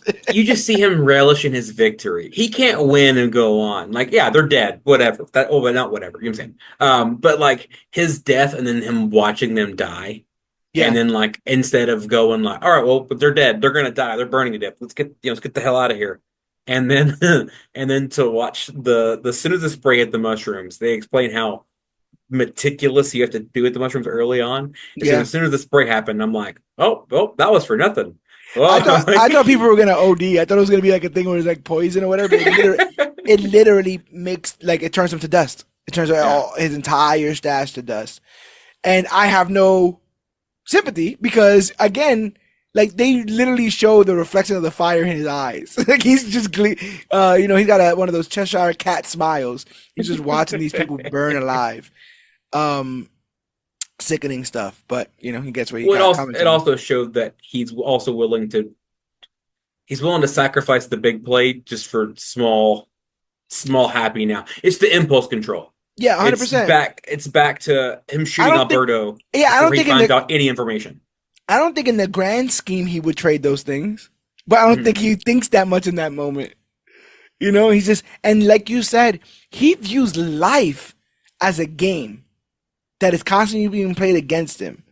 Mhm. So anytime he's able to get any sort of victory, it's a time for celebration. Mhm. He runs home, hey ma, guess what I did? He wants everyone to be proud of him and wants everyone to be happy with him and he wants everyone to celebrate these victories. But because he's such a piece of trash, he doesn't get a full victory in this moment. Gotham takes his drugs, his mushrooms, and they should have. But what I love is right here is a crossroads moment. In his mind, Sal's being chopped up to bits in prison, Mhm. and he just got all the drugs from the Maronis and the Falcones, because the Maronis were trying to take him from the Falcones in the first place. And he's good, but then he drives and finds out that the mushrooms are gone. That sucks. Well, let me go call Mikey. He goes and calls Mikey, and Sal picks up. And so I was like, yeah, you're a piece of trash. And I'm like, oh my God, it's all falling apart again. Like it's been 3 minutes. The drugs are gone. Maroni's on the loose. What is to go on? I applaud this series' ability to constantly to up the tension over and over and over again. Every time you think this is a layup for Oz, he ends up back in the dirt. But what do you think about this series of scenes here? Didn't he even go so far as to like, as the guy's like Mikey's dead? He was like, "I smelled the burning hair of your wife Yeah, and does yeah, like yeah, yeah, just to goad him further, like yeah. just It's like a it's he, all ego yeah, because Maroney's like, yeah, you thought you'd kill me, Oz. Yeah, I'm gonna come get you, whatever, your piece of trash. And he's like, how about you try calling your wife? That's what he says. Like, yeah. It's, he's just he's it's it's drunken football banter. So you just yell, yeah. hey, you a piece of trash. Why don't you go call your garbage wife or whatever? It's like, yo, like he has no decorum. He has hmm no There's no button up to him, which is so interesting because he loves that life. He wants to be the clean cut, buttoned up Like mobster. yeah, the mobster, the but But he's not about that life. he's meant to keep his hands in the dirt. He's meant to play in the dirt. He likes to play in the dirt. You know, it's just so crazy how high his aspirations are when he cannot keep a lid on his temper or any of this or any of this other stuff. Um, No, I did like how when you see him going through how he finally finds the two little mushrooms in like in a barrel that just happened to be closed by pure dumb luck, and then he's like, "All right, like okay." Then you see the wheels start turning again. You like he's never going to be let down. He's kind of like in the movie Oh Brother Where Art Thou, how they keep Yeah, catching Babyface Nelson. And yeah. he's happy and then he's sad and they see him again and he's happy and he's like, go on the electric chair. Yeah, it's He's all the that. cycle. It's all the cycle. Like I said, and like I get. I don't know if you actually saw the series, but I get a lot of Saul Goodman from him. I get a lot of hmm like, okay, now what? Yeah, Yeah, we just lost all these drugs, but something we got to do something. So I guess yeah, we're just taking these two drug things.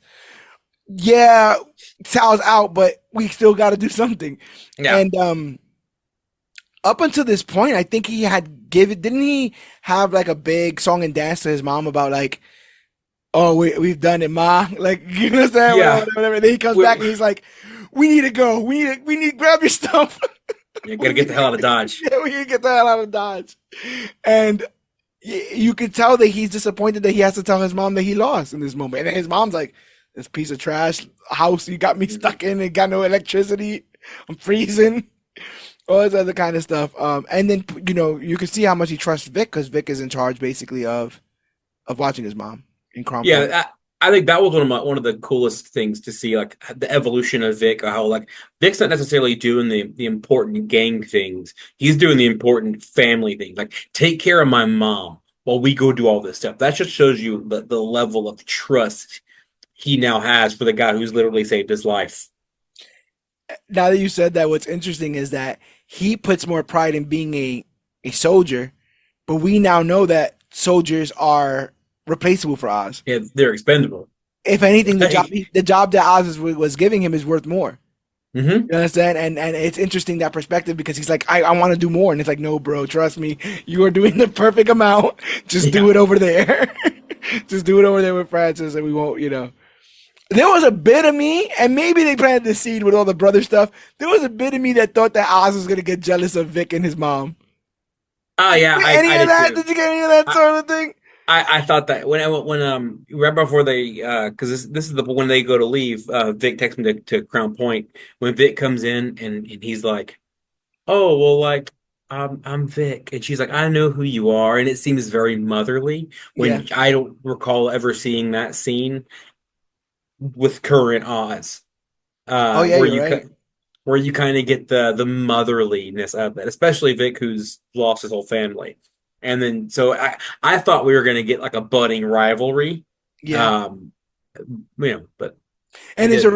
it's funny that you say that because through the depiction of Frances, we're just led to believe that possibly she's grown this cold because of her mental illness.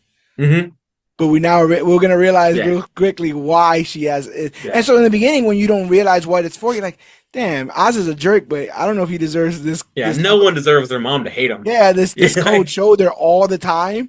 Feels a bit odd, but yeah, we'll realize why it's getting there. Meanwhile, Vidi, after being tortured, agrees to work with Sophia and reveals that Sophia's mother, Isabella, was planning to leave Carmine, but stayed because of her children. What a knife. What a twisted knife in the gut. Like, your mother stayed here because of you idiots. yeah. You kids. And now she's dead. He's my cousin. She's a Yeah. beautiful woman. All right, it's her cousin. Yeah, Bring relax, it back a relax, notch. relax, relax, Meaty, relax. What's going on over there in Sicily? So, uh, she she had agreed to support Sophia's rise as the new head of the family as well. Dr. Rush visits Sophia knowing that she was behind the gas leak, but still offers his support. And that's another thing that I got completely wrong. I thought he was gonna be her end, but he's in the bag. He's Harley Quinn. you know, I Oh, feel hold on. I'm having some tech problems. Hold on. okay. Okay. What was that last sentence? Sorry, No, no, I I just started said freaking. I said I for some reason I thought that he was going to be her downfall, Dr. Rush. All this, knowing all the stuff that he knows about her, finding a way to like therapize her, but ultimately he's like Harley Quinn. Like he is head over heels in love with this psycho, Yeah. and is down for it. Was any of that unrealistic to you? Or is there another shoe to drop here, or is he really just a fan? I like how she unlocked the evil in him. I thought that was a really fun, and I guess I didn't take the homage of Harley, but I do like how he was like, your enjoyment of all this has awakened something in me, and now I just want to see you win. Yeah, And then so I think he becomes more important if they do continue the story, or at least that part of the story. I think he becomes more important quietly later. Also, Theo Rossi, always in a good role. yeah, and you never could trust him. Always in a good role, never trust him, Yeah, never at regardless. all. Don't ever trust him. He could be cast as the literal iceberg in Titanic. So it works. It works. Sophia then arranges a meeting with the last remaining Falcone loyalist, declaring that she's taken over the family business. When Beatty resists, boom, she shoots him right in the head. Sophia announces that she'll use her mother's maiden name, Gigante, and offer the family's remaining henchmen a share of Carmine's money in exchange for loyalty, which they accept. She literally pours all of Carmine's money into the blood of Johnny Vitti and then lets them as animals take it in exchange for their loyalty. Good scene. Mhm. A good scene that she clearly is breaking every rule. Like Yeah. she doesn't like this organization. She doesn't like what her father does, but she will not be underneath the thumb of men that don't respect it. I think ultimately, and she'll say it later on, she just dug her heels in more into this business, and I don't think she meant to. She claims to want to like reform it, right? Like be the reform that it needs and make the changes, and it's the same winners and the same losers as Odd's mom says later on. Gotham always eats. Yeah, Gotham always wins, Yeah. undefeated. Undefeated. Later, Sophia visits Sal at his cabin and proposes a partnership to kill Oz and take over the city. Meanwhile, Oz arrives at Victor's apartment and tries to console Francis, but she rejects him because it's cold. He thanks Victor for his help and opens up about his siblings' deaths. After finding an old trolley token, Oz convinces Victor to accompany him to an abandoned underground trolley station he used to visit. There, Oz decides to set up his mushroom operation as a new base. Love this. I love him working in the sewers like a rat. And they even say that later on. Yeah, he would be down here in the poop pipe doing all your Yeah, stuff. yeah, I like the growth because you do it immediately foreshadows how much he grows in the underworld. Like, Yeah. oh, he can touch every part of the city, Yeah. and you immediately go, oh, okay, this is Oz. Like this is the Penguin. Yeah. And we were talking about before, about Batman showing up. It's quite often that Penguin is doing open arms deals in the Iceberg Hmm. Lounge, and Batman only shows up like when it's pertinent. I know what you're Yeah, doing. yeah, I know what you're doing, Oz. But tell me about, Scarecrow.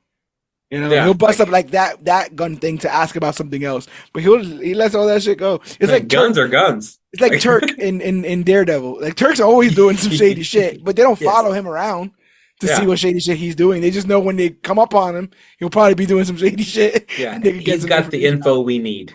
Yes. The information he can provide is more pertinent than him selling some guns to some gangsters.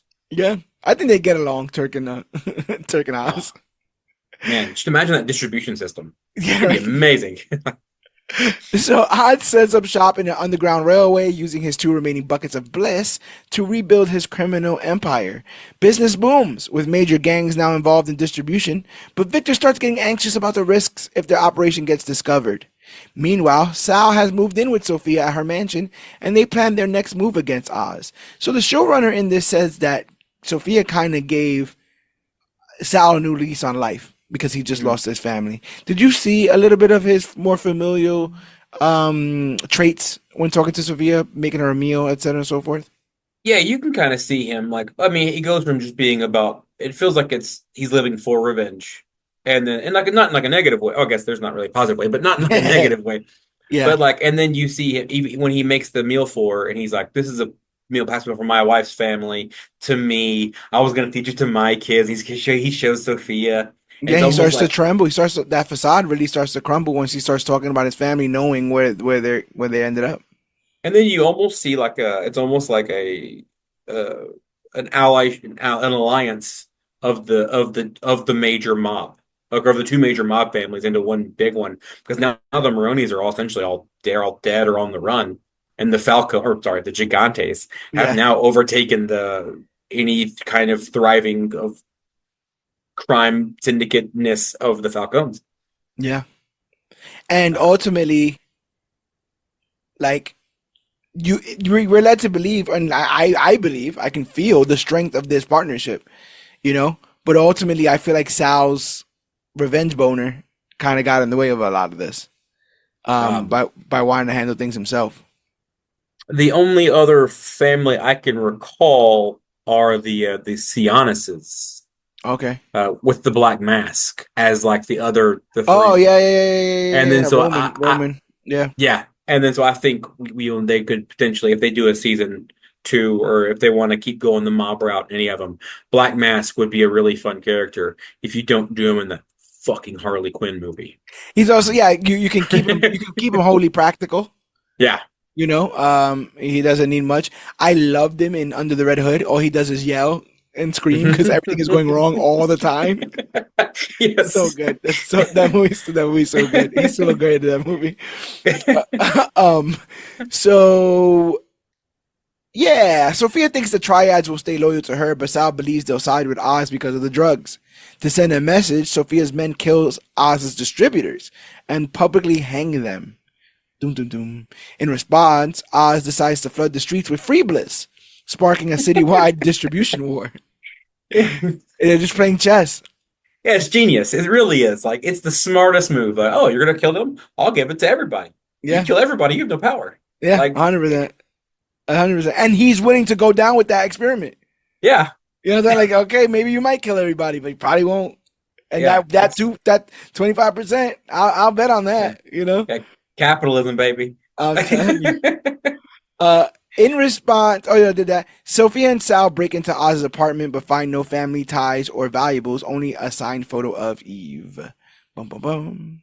Frances' dementia worsens and she spends hours in a cold bathtub until Oz arrives to help her out. He asks her to help.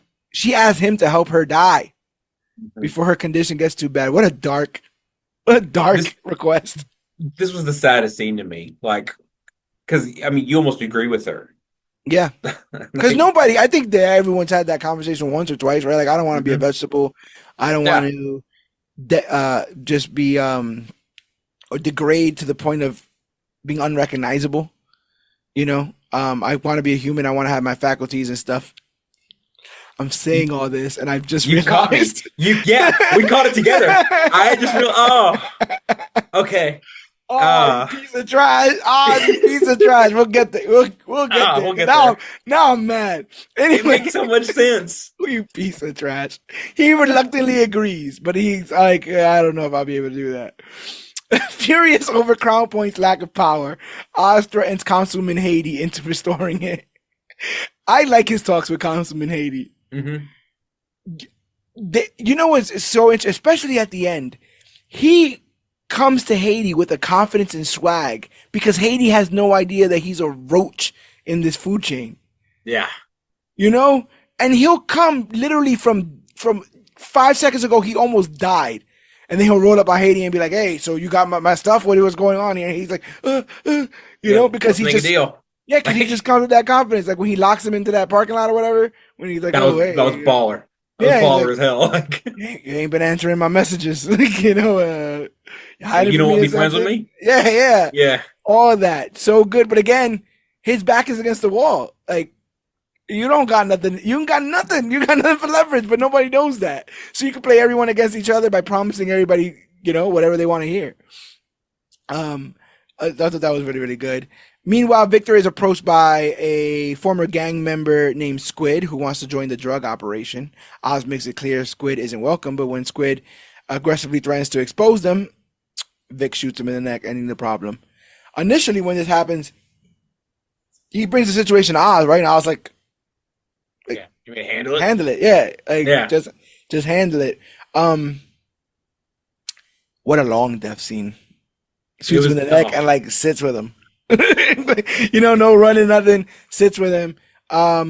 We've all seen this part of the movie. This had to happen. This is one of those eventualities. You just could not leave well enough alone. They kept telling you no, politely, and you had to do this. I was scared he was going to do something to the mom, but he does threaten to out them. He threatens to Yeah, out where they've been hiding. But Vic handles it. Another loose thread tied up by Vic in this. see, In this, I thought Vic was gonna be like, "Oh, well, you can go sell drugs for us," and yeah. then let the gigantes handle it Oh, that because makes they did. sense. And I was like, "Oh, what a smart play by Vic!" But then he just shoots him in the neck, and I'm like, "Oh God, Yeah. oh, what a way to go!" Because he's just gonna bleed out slowly. And ironically, apologizes. He's Yeah, apologizing to him as he did it. Not something he wants to do, but now he's realized it's something that has to be done on occasion. Um, he's shaken up. He shows up to Oz, tells Oz what happened. I was like, "Yeah, good kid. Where we going next?" Sophia, yeah. go ahead, brother. In that scene, he hugs him and he goes, "Oh, it gets easier." And it's this really kind of like back to that father-son role that Yeah, Vic is clearly searching for. Like, yeah, but also it gets easier, right? And obviously, he's alluding to killing, yeah, right? You're not the same as us, Oz. no, You were killing before, way before, as we'll yeah, find out. This has kind of been easy for you for a while. If you could justify it in your head, this has kind of been easy for you for a while. This is two completely different situations, in my opinion. no, Um, 100%. so yeah, I just find it interesting that that he would try to put it that way. Almost like I've only ever had to kill Yeah, I've for been means to an killing. end. Yeah, but I only I've yeah but no, like I kill people when they get me mad. Like that's what I do. One day you'll At get to that random. point, kid. Yeah, you'll shoot Yeah, someone, you'll sleep fine that night. yes. Sophia visits Eve at her apartment, holding her at gunpoint, but Eve isn't scared. She reveals that she actually led Sophia there to protect other women, and she won't give up any info on Oz. When Sophia presses her about Oz's involvement in the Hangman murders, Eve finally admits that Oz is hiding in Crown Point, and Sophia spares her life. And this is because some of those people that were murdered were her friends. Hmm. So in this moment, she finds out that Oz may not have done this, but may have been covering for it, covering Falcone's tracks, and there's a little bit of a betrayal there. He paid for the whole package at the end of this. I do like before we go into that Yeah, because that's a really fun thing. She's like, "Oh, does he pay for those wigs?" And she's like, "Sometimes." yeah, What does he pay you to do? And she's like, "Whatever." Like, yeah. hey, hey, anything for the right price. Very And like, about her stuff. They've portrayed like Selena Kyle as being that. Like in the I want to say is the in the Dark Knight Returns. I'm almost certain she was. Oh no, well, year one, she's like a streetwalker, and she yeah, has like a gang of streetwalkers that she protects, and one of them is a young girl named Holly, and they kind of played into that with the Dark Knight Rises, where she has that little girl yeah, that she takes over. That girl's Juno Temple, Ted yes, Lasso, and yeah, Venom 3's blew own my mind. Venom 3's own Juno Temple. Good old Venom 3. Still haven't seen it. Still don't know if I Uh, want to. and I would say you still haven't seen it. It's completely on purpose. My Uh, choice. what do you think of this scene though with Oz and Sophia? I feel like Eve and Sophia. I feel like Eve held her own, and whether it's misplaced or not, she does seem to have a love for Oz.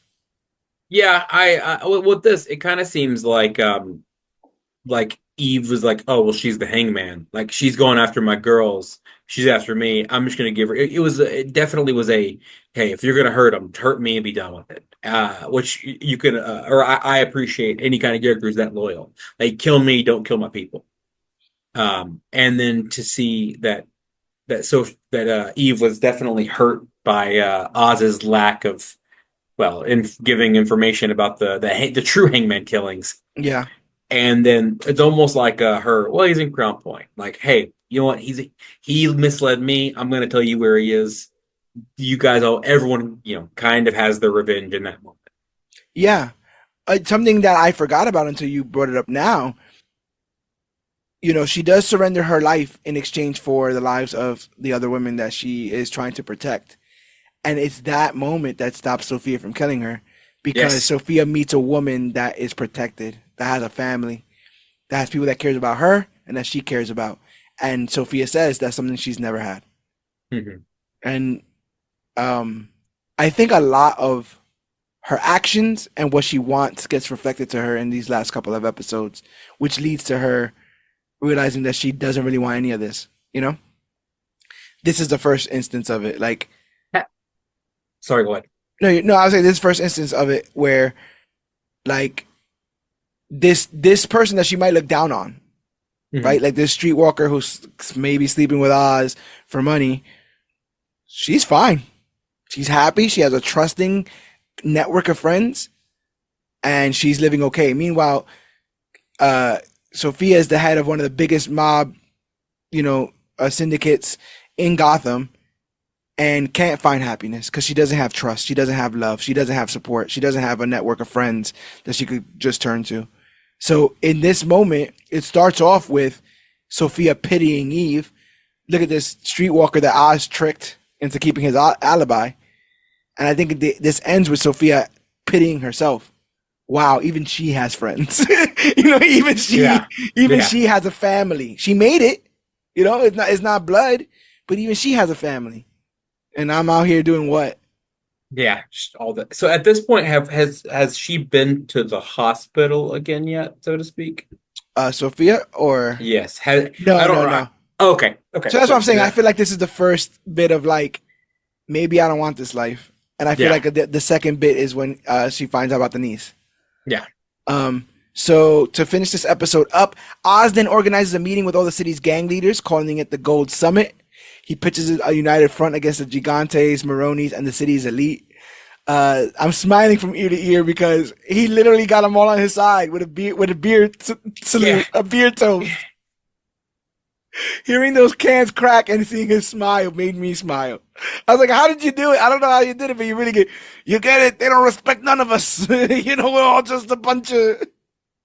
We got to see our name in lights. They don't even know your name." Yeah. This was one of my top five scenes. Just because it was very much Oz being what I felt was the most version of Oz that we're gonna get. Like this is him being truly himself, where he's Yeah, clearly hungry for more. He's clearly going, "Hey, if we get together, we're all gonna die apart." yeah, And it was definitely that. Like, and then he just sits down and just opens a beer and like they've had however many years of killing each other and fighting and whatever, and a beer. yeah, What a beer apiece with them and their leader, or them and their number two, is what solves the entire city. yeah. Like, A solidarity. Beer and solidarity was a really cool moment here. And again, like I think also Vic kind of when he finds out about this, like this means a lot. Like Oz gets things done. mhm. Again, like may not be the best means, but they do. Um, with full control of Gotham, the gangs could crush the wealthy. And yeah, Oz convinces Zhao because he's like, yeah, I killed Alberto, by the way. So like, meanwhile in Crown Point, the power is restored, which worries Francis. She and Victor share a quiet moment dancing. They remain oblivious to Sophia sneaking into their apartment with a crowbar. The craziest part about this is Sophia sneaks into the apartment And this is just happens to be the most lucid moment of Francis's life as she goes, Yes. my son Oswald did this for me. My son Okay. Oswald Cobb, you know, the penguin. He screwed those dirty falcons. And I'm like, oh, none of this is good, man. None of this is good. Yeah. I mean, the writing, okay, maybe it wasn't perfect, but it was No, but I really think it was good. funny. I think it was on purpose. Oh You know, yeah. like I don't think It, any of this was a mistake, but I just found like, wow. Like she's like, I'm so proud of my son for tackling all those falcons, those idiots. And I'm like, oh, this none of this is gonna yeah. none of this Well, is there we gonna go. go. Yeah, right. Uh so we now get to the Oz flashback episode. In a flashback, a young Oz lives with his mother Frances and his brothers Jack and Benny, and yet somehow resents the affection his siblings receive from Francis. I was a middle child for a while. I get it. I never got it to this point. Not here, bro. Not here. uh, I don't. While walking the streets, the three brothers run into the notorious criminal Rex Calabrese, who gives them $50. Jack leads his siblings to an abandoned underground railway where the kids play a game of flashlight tag. Jack and Benny hide in an overflow tunnel, which they enter via a ladder that is difficult for the disabled Oz to access. So he gets mad, blames them, like, you doing this for a trick so you can laugh at me because I can't go down there. And he locks them in the tunnel before leaving for his house. While he and Francis watch Top Hat, Jack and Benny call for help to no avail as they drown in the tunnel during a rainstorm. Talk to me, bro. How do you th feel about this whole thing? this was the I think was like the epitome of an impromptu impulse, like, oh, you're gonna slight me in any which way. I'm gonna let you die.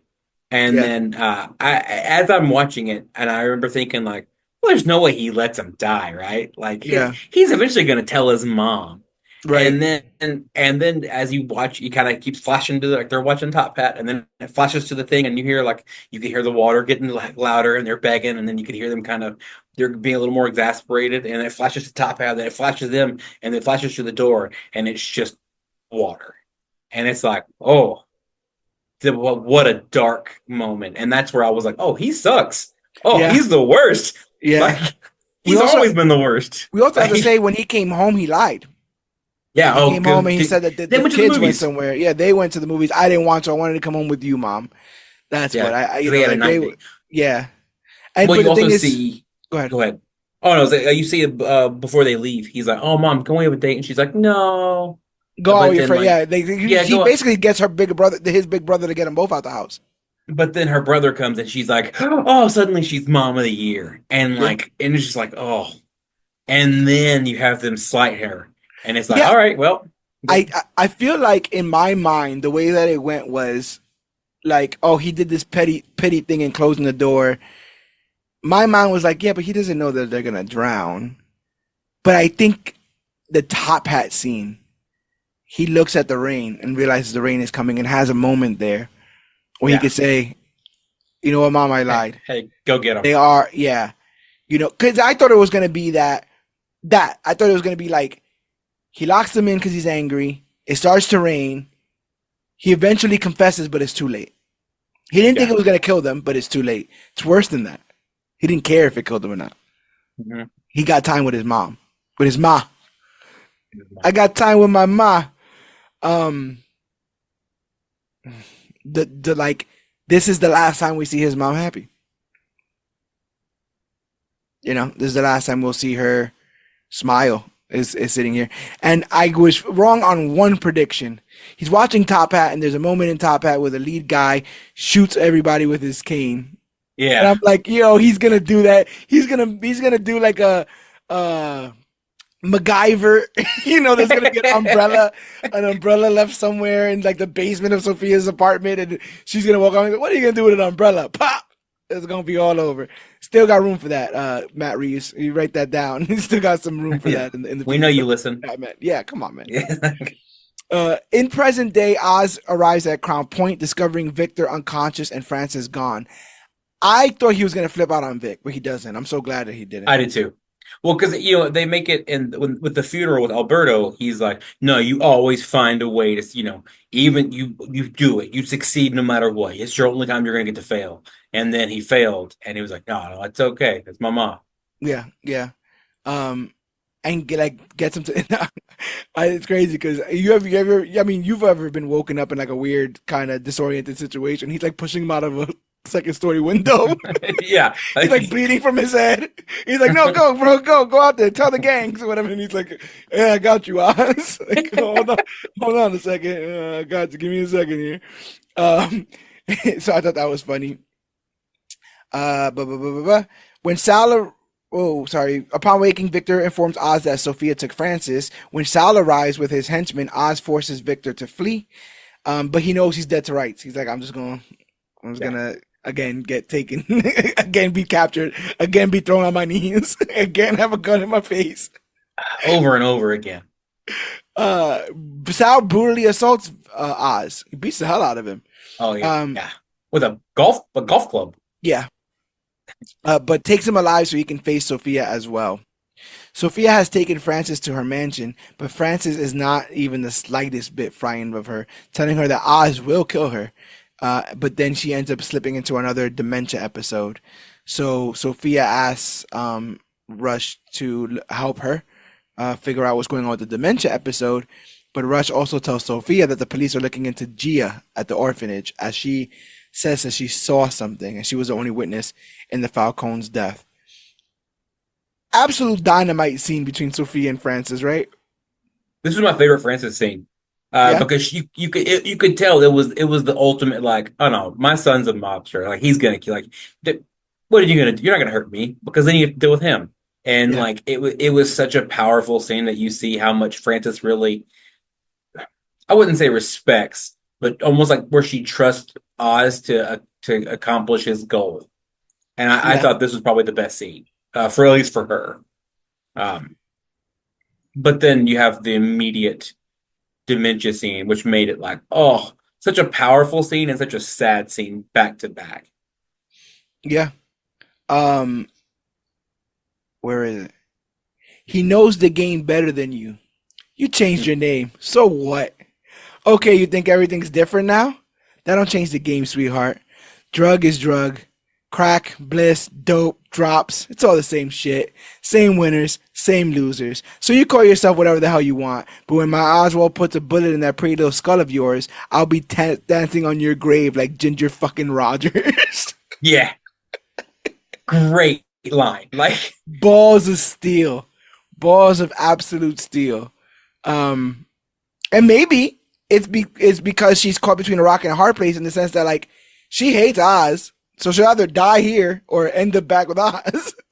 yeah, So so it's like, what are you gonna like? What are you gonna? But the venom she spits hmm out, the vitriol she has when she says these things, just comes from a woman who's lived a life, who's literally seen it all in Gotham, and is not impressed at all. I did at one point, did she say like the apartment's not as nice as it should be, or yeah. something like Oh, I that? thought I thought this would be nicer, Like but yeah, microaggressions, right? Like like take yeah.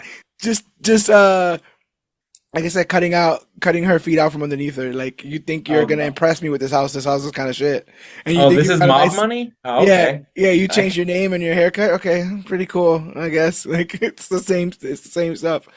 Um. So yeah, I like that, and I Sophia is rocked by this. mhm. Everything Francis is saying is true. She didn't mean to get into this. She didn't want to get into this. Talking about drops and sending shipments and trade and quick work. She wasn't trying to do any of this shit, and she just ended up in it. Oh, she just wanted to see Alberto. She wanted to Mhm. come home to her brother.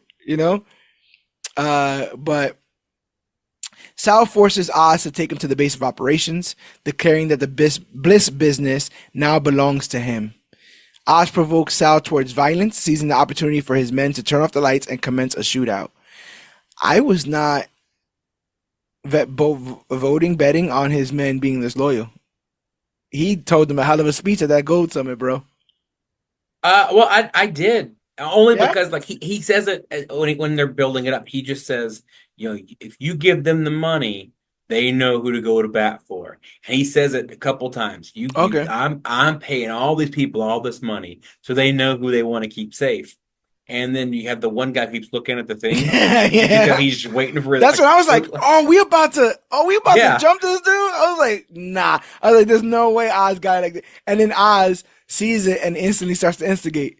Yeah, Hmm. I'll never forget the smell of burning flesh and burning Oh hair. yeah. It's the hair, that it really gets in your nostrils and you never forget a smell. I'm like, come on, bro, what are you doing? Yeah. No, he's starting to fire. Again on his knees, again dead to rights, again sneaks out like a rat. Um, so oh yeah, Oz gains the upper hand during a brawl with Sal, and Sal just dies of a heart attack. Very dang, what's that word? Underwhelming. Yeah, like, Very and then he underwhelming. talks shit to him. You thought you beat me? I like, Yeah, Oz is disappointed at not being able to personally kill his rival, and then like I said, he talks about this goes back to this needing to be a win. It's not good enough that Mhm. it happened. It Yeah. happened. You just solved your biggest issue. One of your biggest issues. Yeah. You solved half of your biggest issues. Yeah.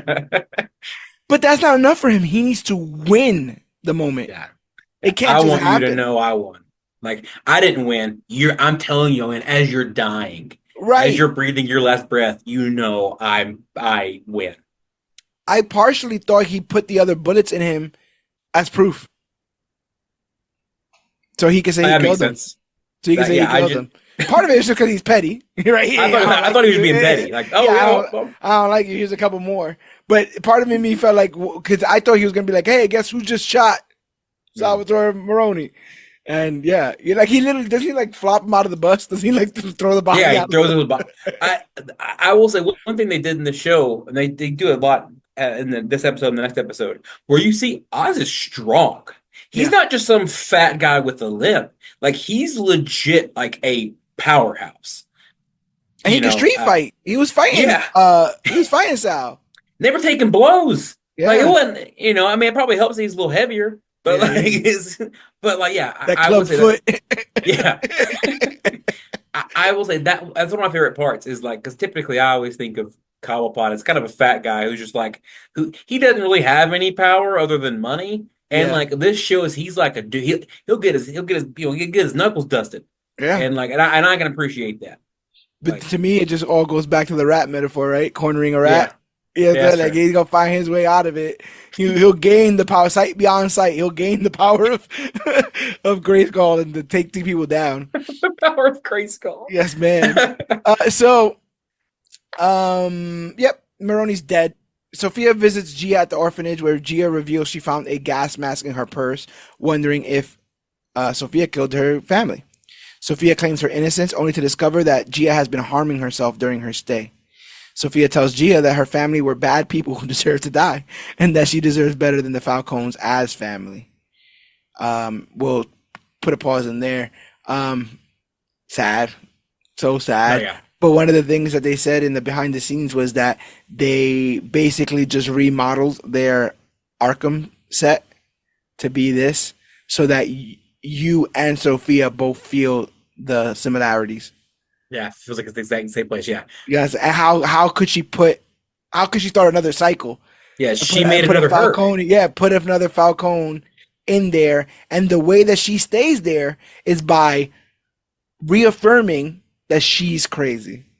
There was no gas mask in the bag. She's crazy, which is exactly what they did to Sophia. You know what I'm saying? And Like, then, and also instead of being alone and stuck there, she's alone because her family's dead. It's a different kind of alone. And yeah, but yeah, like she didn't she, have an option in this, yeah, and then on top of that, the self harm, hmm which is heartbreaking in and of itself, but induced quite literally by you. You know, what is this? What do you win at the end of this war if you're just repeating the same cycles as your father? If you're yeah. still putting innocent women in insane asylums and causing the death of an untold amount of men, very strange.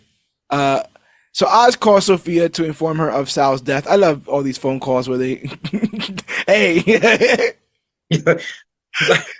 he's dead. Got him. So he offers her the Maroni criminal empire as well as his Bliss operation in exchange for Francis's safe return. Sophia returns to the mansion and admits to Rush that she has become disillusioned about her position after seeing the pain she has caused Gia. So she has accepted Oz's deal. He's like, "Yo, it's a trap." She's like, "Yeah, well, it is what it is." He convinces her to follow through on her desire to see Oz suffer. Sophia sends a van inside Oz's base of operations, calling him from another part of the city to tell him that she sent him a gift. Oz, thinking Francis was in the car, instead discovers explosives and hides in the tunnel while the bombs detonate, destroying the base and killing his entire crew. I like the acting here from Oz, seeing like the furry robe or whatever and thinking that his mother was in there, like kind of like trying to brace himself for it. Yeah. Were you surprised at all that he didn't yell bomb or yell everybody get out or everybody dive? Kinda, yeah. I mean, I guess they're loyal to him. He's not loyal to them. I guess that's true too. I did think that it was really poetic that he seeked refuge in the same place his brothers died. Yeah. Yeah. I also was like, oh no, it's definitely his mom. His mom's dead body. She sent a message.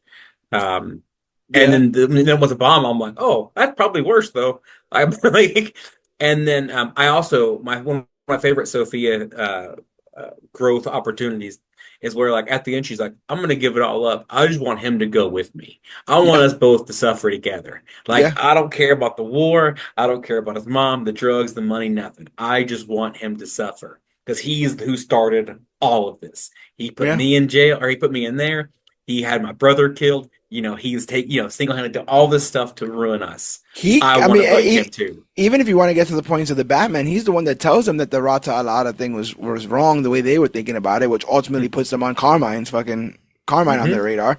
Gets him killed. So like he's been a part of a lot of her suffering. Yeah, and she just wants to see him suffer the same way. So the whole base gets destroyed. It's a beautiful special effect or visual effect when you watch the entire thing cave in. Yeah. And just so many dead bodies, but Oz is able to survive like a rat. He crawls himself out of all this debris, or like a roach during an atomic bomb. And he kind of like falls into the debris, and then we get another flashback. It's young Oz and Francis going to a jazz club where Francis asks Oz to become successful enough to finally provide her a happy life, which Oz promises. This felt kind of sick when I was watching it initially. Just how much she was leaning on him in this moment for her support. We'll realize later on that wasn't 100% the case. It's bigger. Yeah, it's bigger than that. But in the moment, I'm like, I don't like how any of it. Like, it's a tragedy in and of itself that the kids are dead. In my mind, this is what I'm thinking. It's a tragedy in and of itself that the brothers are dead. Now she's going to give all her love to Oz, thinking that she failed them. So she's going to triple love him, and also lean on him as an emotional support, which isn't going to help anything. And he's obviously not ready for it. It's so interesting once you get more context as to how she really feels and what she really knows as to what all that whole dinner was. But yeah, I think we're ready for that part there. Go ahead. Isn't there a point in the first few episodes where he talks about like his brothers died or whatever, and then one day his mom took him to this jazz club, and it was like the best. It was like the highlight of his life. Yeah, and then like the whole show was based around this one scene, which is very different from so many different angles. Totally. Which I thought was, again, kind of back to how good the writing was. But yeah, initially it looks sad because it looks like she's just trying to use him as one vessel to fix her entire life. But it's even sadder once you get into the full context. Yeah. Back in present day, Oz recovers from the explosion and resurfaces, only to be knocked out by the detective that Sophia bribed to kidnap Irvad. He's still putting drops in his eyes. I love how he gets got later on. Exactly how he should, putting drops in his eyes. Poetic. We're coming up to the end here, but Dr. Rush helps Frances recall her past through therapy. In a flashback, we see her and Rex talk about her son's death, and she basically admits that she knew Oz locked Jack and Benny in the tunnel, causing their deaths. So Rex is like, you could use his love to your advantage. I got a bunch of kids without families working for me. They, people without families breed loyalty. You just gotta pump in a bunch of like positive reinforcement and get him to do whatever you want him to do. And she's like, man, I'm not really down for that. And she says like the devil's in my house. And I was like, "Dang, that's some deep to say about your Yeah. kid." But then again, I never had one of these the good sons where he's trying to actively And murder. and hopefully I avoid it. All right. Yeah, yeah, 100%. Um, the ice cold nature of the scene where he goes, well, then maybe he needs to go away. And then Mhm. like she cries, like you think that her tears are like, how could you even suggest? And then she looks up and she's like, you think you can help me with something like that? And I'm like, whoa! I got goosebumps right now thinking about Yeah. it because No, I'm it's like, you have to be sure in that moment to say that, to make that decision. I could never be in those shoes. I hopefully will never have to be in those shoes. But holy hell! yeah. As a parent, how did this scene read to you? This was a hard scene. Just kind of you said like if you go the route of well, we'll make him disappear. That's a one. You got one shot at that, and then there's no takebacks. Whereas the other way, you could kind of maybe you could kind of mold them in your own way. It was such a good. Francis is such an intriguing character, especially when you see a lot of that comes from the dementia. So we're getting a lot of that. I do love how they as she's going through the club, Yeah, how you go and you see Julian sitting there, and he's like, and the "Stay in the moment, and the therapy stay in." lights and stuff. Yeah, Yeah, like and he's like, "Stay in the moment." he keeps grounding her back in this memory, Yeah. which is really really cool. I mean, they literally took her to the place to kind of help foster this Mhm. memory dump. Um, she later takes Oz to the Monroe. It like flashes from her asking that question to her, then putting on the lipstick, and we remember that he had approached her, and then that's when she invites him. So we're all led to believe that all this is like a hit. That's about to occur here with this kid, putting you in the hot seat, All Star.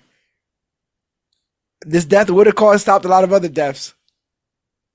Is Uh, where do you stand on her inability to pull the trigger metaphorically and figuratively in this moment?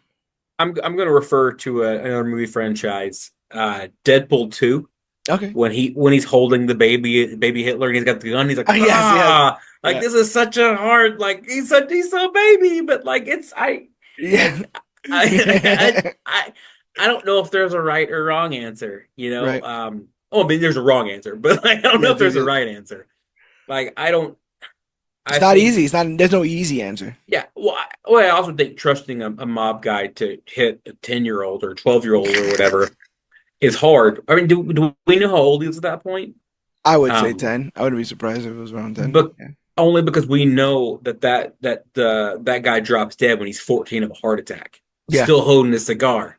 Yeah. And then so I would think that at some point, um, Oz has come to have a spot in that guy's group of family of kids that he uses eventually. And you wouldn't be surprised if Rex did that as a favor. Like, okay, if I'm Mhm. not gonna kill him, then I guess I'll use him. And Yeah, if he maybe one day he just won't come back, and then all the problems will be solved. You can be like yeah, on a hit or yeah. whatever. It's a win. But Yeah. I thought the speech that Oz gives his mom is like the epitome of knowing who your audience is and what to say and how to do it. Because almost like the speech that he gives her, "No, I'm never going to let you suffer. I'm whatever," is what brings it all back to where she's like, "Oh, I can depend on." There was a little bit in the initial when they're sitting down and he's trying to promise her the world. There's a little disgust in her eyes. Yeah, a There's a lot. little like what like you, and then he's still pretending that he doesn't know what happened with the boys and that he's as sad as she is about their deaths, and you can tell she just wants to, let it all out and kind of just, and she does later on, but God, you got to believe that this was stirring in her stomach, in the pit Hmm. of her stomach, in the pit of her soul, her heart, for decades, decades. Um, but yeah, she later takes Oz to Monroe's, and he promises to take care of her if she supports him. In present day, Victor finds their base destroyed and tries to convince the gang leaders to fight back. In this moment, he doesn't stutter at all. Hmm. In this speech to the mobsters, he doesn't stutter one bit. But that dude, punches him in the gut, but it Sigh. ultimately saves his life, right? Yeah, know your place. And he's like, Like, let's chill out. Let's chill the hell out. He's saying a lot of crazy shit right now, And they're all like, we're here for the bliss, not the penguin. So if he's in that, cause he's like, we need to go down there and find him. Like, nah, we're good. yeah. You see these shoes?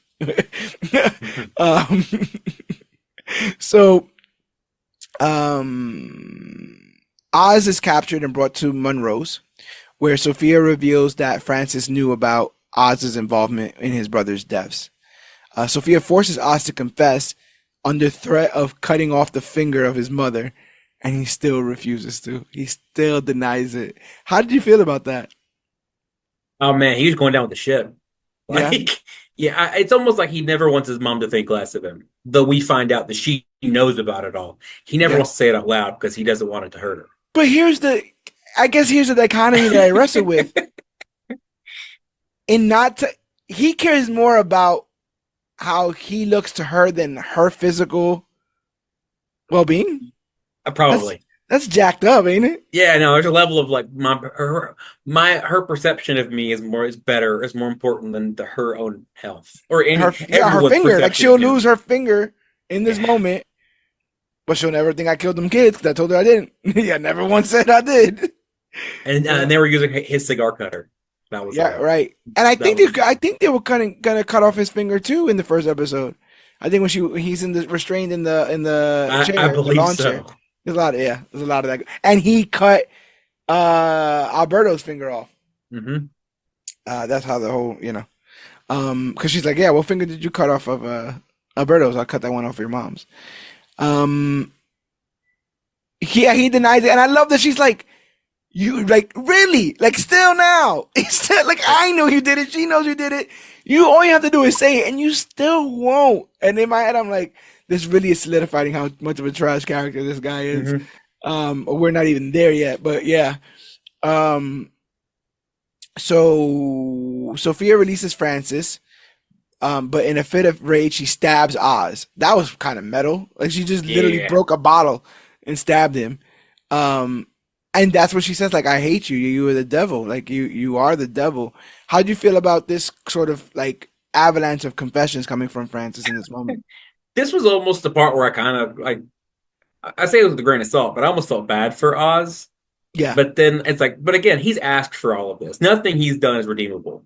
yeah, Like he's not done everything is for himself, everything is selfish. But again, it was almost like like the one person he's trying to do this all for, the one person he's promised the lights and the jewelry and mob money and penthouses is the one person who hates him the most now. yeah. And so I And thought that was openly hates him the most, yeah, right? Like like directly hates him. Like willing to stab him in front of his enemy. yeah, and then Oz's commitment to Ma, what they do to you? Like it's Don't still you hurt everyone's her? fault. It's still everyone's fault but his. Yeah. It's amazing. Don't you hurt her? Like, yeah, we won't. Tell us the truth. Well, I ain't do it. So it's like, Mhm. what are we doing here? But again, she does this. She stabs him. Oz is again dead to rights. She has another like fugue state, sees her two sons, passes out, basically has a stroke. He hulks out. He literally rips through his restraints, grabs a gun, gets all of Sophia's men, and escapes again. And I'm like, he did it again. He did it Yeah. again. Dead to rights. This rat escaped again. And this time he escaped with his mom. So Sophia meets with the other Gotham gang leaders, offering her empire to the one that captures Oz. Oz recovering from his injuries. Oh no, even before that, Oz is seen recovering from his injuries, and he bumps into Vic, and Vic tells him like, "Oh, the other gangs, they're not down with this or whatever." And he's like, "It's all right, kid. It's all over. Like, they've already won." And Vic's like, "Nah, screw that, bro. Like, that's Hmm. not you. You need to get up." Like, stop complaining. Like, what's next? What are we gonna do? Whatever. I mean, kind of gives Oz a pep talk. In hindsight, it's an incredibly It's the tragic pep talk. it's well, it's the talk Oz always gave, or Oz kept saying to him. He gave it Yeah, back yeah, as Oz is stapling his stomach shut, right. and then super Hey, glue. can you pass me that gauze over there? Yeah, baller as hell. Yeah. Um, I love, I love because he knows he's gonna go talk to Haiti later on. He's like, "How do I look?" And he's like all disheveled, literally the slimiest of the slime. And Vic's like I don't Yeah, know, all like right. kind of all right. He's like, oh, it's so funny. Um, so gang leaders. So Oz goes and confronts Councilman Haiti, blaming the Maronis for the chaos and offering him peace in exchange for the position in city government. This is another moment where Oz sells somebody a bill of goods, but it's a good bill of goods. He's like, "You need a story, you need a bad guy, I got them all for you. I just want to meet your friends when you got a Mhm. chance." Oh, You know, he's so slimy. He's the worst. bro. I almost had this inkling, but then I was like, "Nah, it'd be too close to Daredevil." I thought he was gonna be like the mayor of Crown Point or whatever. Oh, that'd be funny. You know that? I thought because I mean I got the lights on. You know that I kept the lights on. I gave people jobs here, all that stuff. But he basically is willing to give all that credit to Councilman Haiti, so long as he's able to fix his little Sophia problem. Yeah, And they basically agree. yeah. Um, I'll scratch your back, and you'll look amazing. You're gonna get right. elected. You're Yeah, gonna, and I just get to meet some of your friends. that's That's it. all. That's all. Yeah. Uh, a- um, Another interesting thing is that they make it a point to visually have you not disgusted, but feel like something's wrong. That Oz is like in this hollowed place of like a law and order and just like messing around with shit. It's a You get court. it? That's what I'm saying. Like it's he looks wrong there. He Yes, it looks was. misplaced there, and as he should. Law and order, right and wrong to him is all superfluous, Yeah. especially in this moment where he's possibly still bleeding from the side. you know, but like I said, he's never down enough where he can't give a compelling speech or he can't talk his way out of stuff. Yeah. You know what I'm saying? Into He the can have both lion's his den. arms cut off. He'd be like, "Come on, Vic, help me up." You know what I'm saying? I'll run there. Like he's not. He's about it. Um, but before he can leave, Zhao's gang ambushes him and basically puts him in the car. Sophia burns her belongings and heads to the airport. This seemed like a very liberating moment for her. Hmm. Um, I think in this moment, it's proof that she doesn't really care what happens next. Either way, she hopes to Yeah. kill Oz, but I think there's a little bit of her that's like, if I die in this instance, it is what it is. Well, also thought it was her fucking over the triads. Like, oh, Oh, you can have this plate, and she sets half of it on yeah, fire. yeah, yeah, yeah, Like yeah. walk That's out true. the door. That's true. But yeah, your way kind of sounds right too, though. Like where she's like, yeah, this is I'm done. Like I'm walking away. I'm gonna get rid of every bit of evidence I was ever here. It's all gone. I'm Yeah. gonna go to Hangar Some 5. way, some way tonight, all this ends. Mm-hmm. Some way. And I'm gonna talk about a moment here that I took a picture of. That I'm gonna post maybe tomorrow. I'm waiting a little bit. I'm trying not to blow my entire load on social media with this show because I know I get people are it. still catching up. But yeah, she meets Zhao's gang.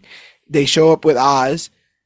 It's another situation where she's talking smoke to Oz, and Oz starts to smile, and you go, "What's about to boom, boom, boom?" Link betrays Zhao, killing him, kills his men, frees Oz, and Oz is like, "All right, now get in the car." And I'm like, we did it again. It's twice in one episode. Yeah. This was I thought this wasn't a climactic scene because I'm like, oh well, I know he's free. Like Yeah, yeah, yeah. I know he's gonna get her. Yeah. But when Link betrays Zhao, I was like, Which he makes a got lot of him. sense because Zhao was seeming like the old head that was stomping Yeah. on Link and not allowing him to make progressive changes for the gang, like Hmm. modern changes. They were still back in their old mindset when it came to stuff. And I wouldn't, one could argue that relationship is fostered by Vic. Hmm. But if Vic doesn't foster that and Vic doesn't kind of tell put Link on to what they're trying to do, and the fact that Zhao might be getting in the way of that, it never happens. So like Hmm. he quite honestly owes this escape plan to Vic in many, many, many ways. So and he'll thank him later. But he forces Sophia into his car and mocks her at the docks before preparing to kill her. And she mocks him too. She's like, "Oh, did your mom tell you you loved she loved you or whatever?" Oh, But the best moment of this scene comes when he tells her to go walk ahead, and like he's about to shoot her, and she closes her eyes, and there's a zoom in on her face. She exhales, and without saying a word, it's expressed through the magic of cinema. You know what? This sucks, but I'm free. He'll pull that trigger, and there it's all of over. this is gone. Whatever this was, however this was, whoever I am, whatever I had to play in all of this, he pulls that trigger and it's gone. I didn't want it to end this way, but I wanted an end. Julian asked, "What is this all for? What do you want?" She goes, "I want to be free." She closes her eyes, she exhales, she's about to be free, and then the lights come on, and it's the cops. Not only is she not given a sweet death and a sweet release from her life in this, she's going right back to the hell that made her. She's dragging, kicking, and screaming right back to the place. What a talk Oh. about this scene. I'm kind of out of No, yeah. words. So this scene to me was the all the digs, all the she's getting her, he's getting, he's driving her again. So you have the return to form from 10 years before, and then you get to see her, like you said, like okay, it's done. Pull the trigger and the nightmare goes away. I'm free. And then next thing she knows, she's going back to jail. This was the first time we've seen in the entire series that I recall someone slight Oz and not get got for it. Yeah, He did better. He got you, but in a way worse way because now you're just going right back to the hellhole. You're going yeah, right back to the torture. yeah. And you could And pin all the deaths of the Maronis being set on fire and all that mhm, stuff right back onto her. yeah, Um, it was such. It was the most, I would say, thinking far ahead and then taking advantage of the situation that Oz has done, and not again just not going, oh, done, oh, game over, I'm free. This was oh, I'm gonna go away scot free, and now everybody hates you. The city knows who you this is are. even more of a long con. This is like the least impulsive thing that he's done. He thought about this and thought about a way that everyone wins in a way. Councilman Haiti, the cops got their hangman. She goes away. He don't got to worry about her. The Maronis are already gone. Um, the way you said it, though, I like how you said it. Like this is the one person that slighted him that he let get away. Putting on your thinking cap or looking into the future. Do you think it's something he's gonna end up regretting? I don't, not not within a movie and another season. Like maybe if he's the bad guy of three, or if they do a couple seasons of it, maybe. Yeah. Um, I'll go further into that once we kind of get closer to the end, because Okay. I do have some thought processes from there, but I don't think so. I think it was like like I got her in the best way, and now I can't. I'm free, and now I can control all of it Yeah. because. All I gotta do is go back to my mom and let her know Mhm. what's going on. And so he goes back to the hospital, but he's devastated to learn that she had a stroke and is now in a vegetative state. He pleads for her to say she's proud of him, but she remains unresponsive. Heartbreaking scene, kind of even pitiful. This might be the word when he starts like ready to be like, "Just say you're proud of me. Just say you're proud of me." I'm like, "Dang, bro! Like you are really." I think he would have been fine if she would have woke up, said that, and died. I think he would have found if she was dead. I think the Yeah, fact that yeah, you're right. The in the fact between. yeah, the This is fact that this this is the sorry. This is the the Maroni thing promise. again, right? This is the Maroni thing again. Like you're robbing me of of this Yeah, victory. Well, I think it all goes back to the promise she gave him. Hey, promise me if I'm ever like that, you'll let me die, you'll kill me. That's so jacked, bro. So jacked And up. She trusted him with that. He said he yeah, would. But the hmm truth is, her validation means more to him than her life, hmm as we'll find out later on. Um, Oz later thanks Victor for helping him. They're sitting at a park bench and they're talking about all this stuff, and he basically confesses that Oz is a bit like family to him now, and he's like, yeah, it's just me and you. But then he says he can't have that. Family is heart is weakness. So he begins strangling him. Victor tries to fight back, but he ultimately dies. Oz robs him, throws his ID into the river, and walks away. How'd you feel about this scene? Oh, this was heartbreaking. This was as soon as they sat down and said your family, I'm like, no, don't tell him that because you just saw what happened to his family. Yeah. Like That was everyone the that whole he last bit of family, yeah. yeah, like literally that was 20 minutes ago. She's still in the hospital right behind you guys. You guys are just sitting out in front of it, and then yeah, you're just watching him beg for his life while choking was the one of the it was this was the scene where I'm like, oh God, Oz is just a piece of shit. Like he's the worst. And I hope he gets everything he deserves. Like I really do. My dumb ass was like half watching because I'm like, oh, they'll just do some pleasantries, you know. hmm And then he start hearing some choking, and I go, are you now? We got like 10 minutes left in the episode. He's the only one who gives a damn about you. hmm Now we're gonna do this. You piece of garbage. So commenting on Victor's death, the showrunner LaFranc explained that it never had to do with Victor doing anything wrong. But Oz, in that moment, really chose to kill his own heart and embrace the monster that he is. hmm Colin Farrell explained that the scene should have a feeling where there was a sense of creative responsibility that leaned towards we cannot have this man as a likable character. Yeah, for sure. Farrell also And expressed, I fucking hated it. I hated that scene. I really did. I was so fucking pissed off. And he says it felt in performing it as, guess what, you would like to feel in viewing it. It felt gross. It felt cruel. It felt absolutely insane. And it felt like Oz was reaching a point of no return. He doesn't even know that he doesn't want to be human. He's basically saying that in that moment, I don't want to be human. The actor who plays Vic was informed since the beginning of his character's fate, deeming it an emotional thing that you can give to the audience. It was that shock factor. Wow, oh my goodness. You keep people excited, you keep people on their toes. Nobody is safe, which is exciting too. So this was thought out. It did feel a bit out of left field, but not really. Not yeah, really. I mean, it's a non-brand. It's another impulsive swing. hmm It's another him doing what he thinks he needs to in that moment to continue to be the kind of person that he is. But it did make me absolutely sick to my stomach. Uh, And well, go and ahead. it was the first person that didn't really slide him that he killed. Yeah, I mean, and looks up to him. everyone else deserved to die. Well, you could argue, but He's the in, only person that didn't see him as a monster. he saw But him as a man. but I think Oz is convinced that he is a monster, so now he's an outlier. hmm Everybody else was right. Sophia was right. His mom was right. Everybody who's ever called him a monster, the penguin, all those kind of things, they were all correct. He was wrong. Vic was wrong for thinking that there was anything good in him.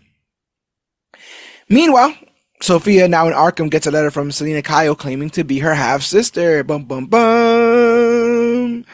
And also Julian is working over there again because he wants to see his hmm boo and stuff. Sophia is dejected. She is not talking. She's not eating. She is back lost. And then she gets this moment, and there's almost a little bit of a glimmer of hope. What do you think she gets from that moment? That family she was looking for? Yeah, I think she finally had someone in her family reaching out to her that wasn't her brother. Yeah, She has someone coming out of, especially literally coming out of left field, like right. going like, "Hey, I'm, you're not alone." And it is just fun. It's fun for I think the audience, and like it's the Catwoman. She's really good at breaking things out and breaking things in. That's Like, true. And she's also worked with Oz. She's worked alongside Oz at the Iceberg. She was a bartender or something like that. yeah, Bottle girl yeah, she's a over model there. girl. Yeah, she was a bottle girl over there. So like she would know that as well. Regarding Sophia's ending, the showrunner said, with Sophia, I do view her as the closest thing we have to a hero on our show, even though, of course, she's not. It was really important for me that we align ourselves with Sophia as well, because otherwise I think everyone would be cheering by the end for Oz. And I wanted it to hurt in a way, his rise. She also added that by having Oz send her back to Arkham Asylum, he chose her, a fate for her that's worse than death, which I agree. I Hmm. totally agree. Uh, while the showrunner did not disclose the contents of the letter, she said that it would give Sophia a sense of hope. So that's good. Oz takes Frances to a penthouse, saying that he finally kept his promise to her. She is a vegetable, and her bed is just facing the window. There's no other furniture in there. He's dressed to the nines. He's got his tails on, and he basically is like, yeah, mom, this is everything I promised, right? And his mom lets out a solitary tear Hmm. out of her eye, the only voluntary thing that she can do, and it's a horrific moment. It's proof that he wouldn't keep the promise, and I feel bad. I feel terrible for the women of this show, all the women of Yeah. this show. What a fate almost worse than death. The monster that you didn't defeat is now keeping you in his lair and Hmm. pretending that all this is for you. He, Um, it's jacked up. he's just a villain through and through, Yeah. and worse than villainy is he's inherently selfish, Yes. and Yes. like, and I don't know if that's worse than villainy, but he's selfish in a way where he's willing to, I guess, literally keep people in prison in their own mind. It's a selfishness that borders on greed because selfishness sometimes is fine, right? Like in the sense that if you feel like you need to get something for yourself. But we were shown that he was given, whether it Mhm. was love, attention. It's not like he went without. It just wasn't enough for him. So maybe greed more so than selfishness. He's a greedy man. He's a man who wants more, believes he should have more, believes he should be more, and that everyone should suffer because of it, because of the weird cards he was dealt. Everyone else should get screwed over and die on Mhm. occasion. You know, you're a good And kid, Vic, and he's yeah, strangling him. You yeah. know, I'm like, And at this point, it worked out. He's finally the wealthy crime lord that he always wanted to be. Now we don't know if he's renowned or loved yet, but based off of him, literally, like, so they during this scene they showed a montage of every number two murdering the number ones in the gangs, which I thought was just a chef's kiss. Like, oh, you just see him slowly taking everybody out, yep, and the new way coming up. Now everyone has a person to thank, and everyone's going to be loyal to the Penguin. So yeah. we're kind of seeing him become that, well, potentially loved character, but we're seeing him give everybody a new lease because you're taking out the old ways and in with the new ways, with him literally at the top. And he could possibly be enabling more penguins, Hmm. right? More people who want greed and are willing to kill anybody. I have these people who are like, I can't believe I did that. I did that for this guy. Like when everything gets is said and done, that's what it's gonna end up being at the end of the day. But up there with horrific. How did you feel about what Eve is doing? He's got Eve playing his mom. Yes. Oedipus. I Yeah, don't have to go further. I can say Oedipus and just yeah, sort of leave it yeah, there. yeah, And yeah. like, It's the whole like big baby boy thing or whatever she said. I was like, ugh. Like I don't like that. yeah, tell me you love me. Tell me you're proud of me. Like, oh God, that's. And then she has like the wig on, like the mom. She's dressed in as dressed in one of the moms at the club. It's so yeah, but she seems down with it. Is this just one of those things like with the girlfriend experience where she's like, "Well, I'm just getting paid. I'm leaving in an hour. This is what he wants. Yeah. This is what he wants." I don't know. My wife ain't that cool. I love my wife, but she ain't. I don't. She ain't like that. She ain't that That's, cool. yo, And I'm thankful. no, 100%, 100%. And yeah, penthouse, sun rooftop, digging in the scene with the gangster lean. He's hanging out. He's reached the top. There's nothing else to say here, but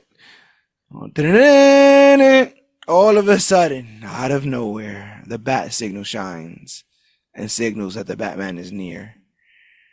The final scene shows the bat signal in the sky. The showrunner says, "We were searching for an elegant way to hand off our show to the Batman. It felt correct to have the bat signal undercut him and say, 'Well, you haven't made it to the top yet. You're living in a fantasy, but there's a real larger world out there.'" Matt Reeves added, "We're kind of flicking you at the end of the story, at the end to say that the story's not over. The idea that Oz and these characters could be on a collision course at some point with Batman, that's of course out there. So we wanted to leave you with the sense that of that without overshadowing that this is really the completion of the story." I think that was done perfectly because For these sure. stories are happening in every corner of Gotham. Hmm. In every corner of Gotham, someone is closer to their origin, closer to the characters that we know them to be in Batman's ridiculous rogues gallery. But in serving this villain, no notes, bro. I don't know. I couldn't have done this show. This show couldn't have No, came for out of sure. me. I didn't think that this show was capable of some of the things that they did here. Yep, 100%. Like no, yeah, there's I don't I remember when they called it, I'm like, why? Like why Yeah, is there a penguin show? But and then as I'm watching it, I'm like, oh, this is why there's a penguin show. yeah. Like this is the exact like you couldn't do this for Man Bat. No, no. I don't think you could do a Joker show like this because I think it would just be like chaos the whole time. And Yeah. even with if the writing was good, if he's just gonna be like, well, they blow this building up. And like Yeah. I think there's not really a story there. Um, the only other person I think they could do something with off the top of my head, it'd be fun to see like a law show with Two-Face as Harvey Dent, like Okay. pre-Two-Face. Yeah, yeah. That could be pretty Especially cool. if you have some carryover with, like the various gangs or whatever. Yeah. Um, What if he had to represent Sophia? yeah, like there's a lot of things you could do, like especially if it's like a legal drama. Yeah, I love legal drama, so I'd probably be born for the most for average person.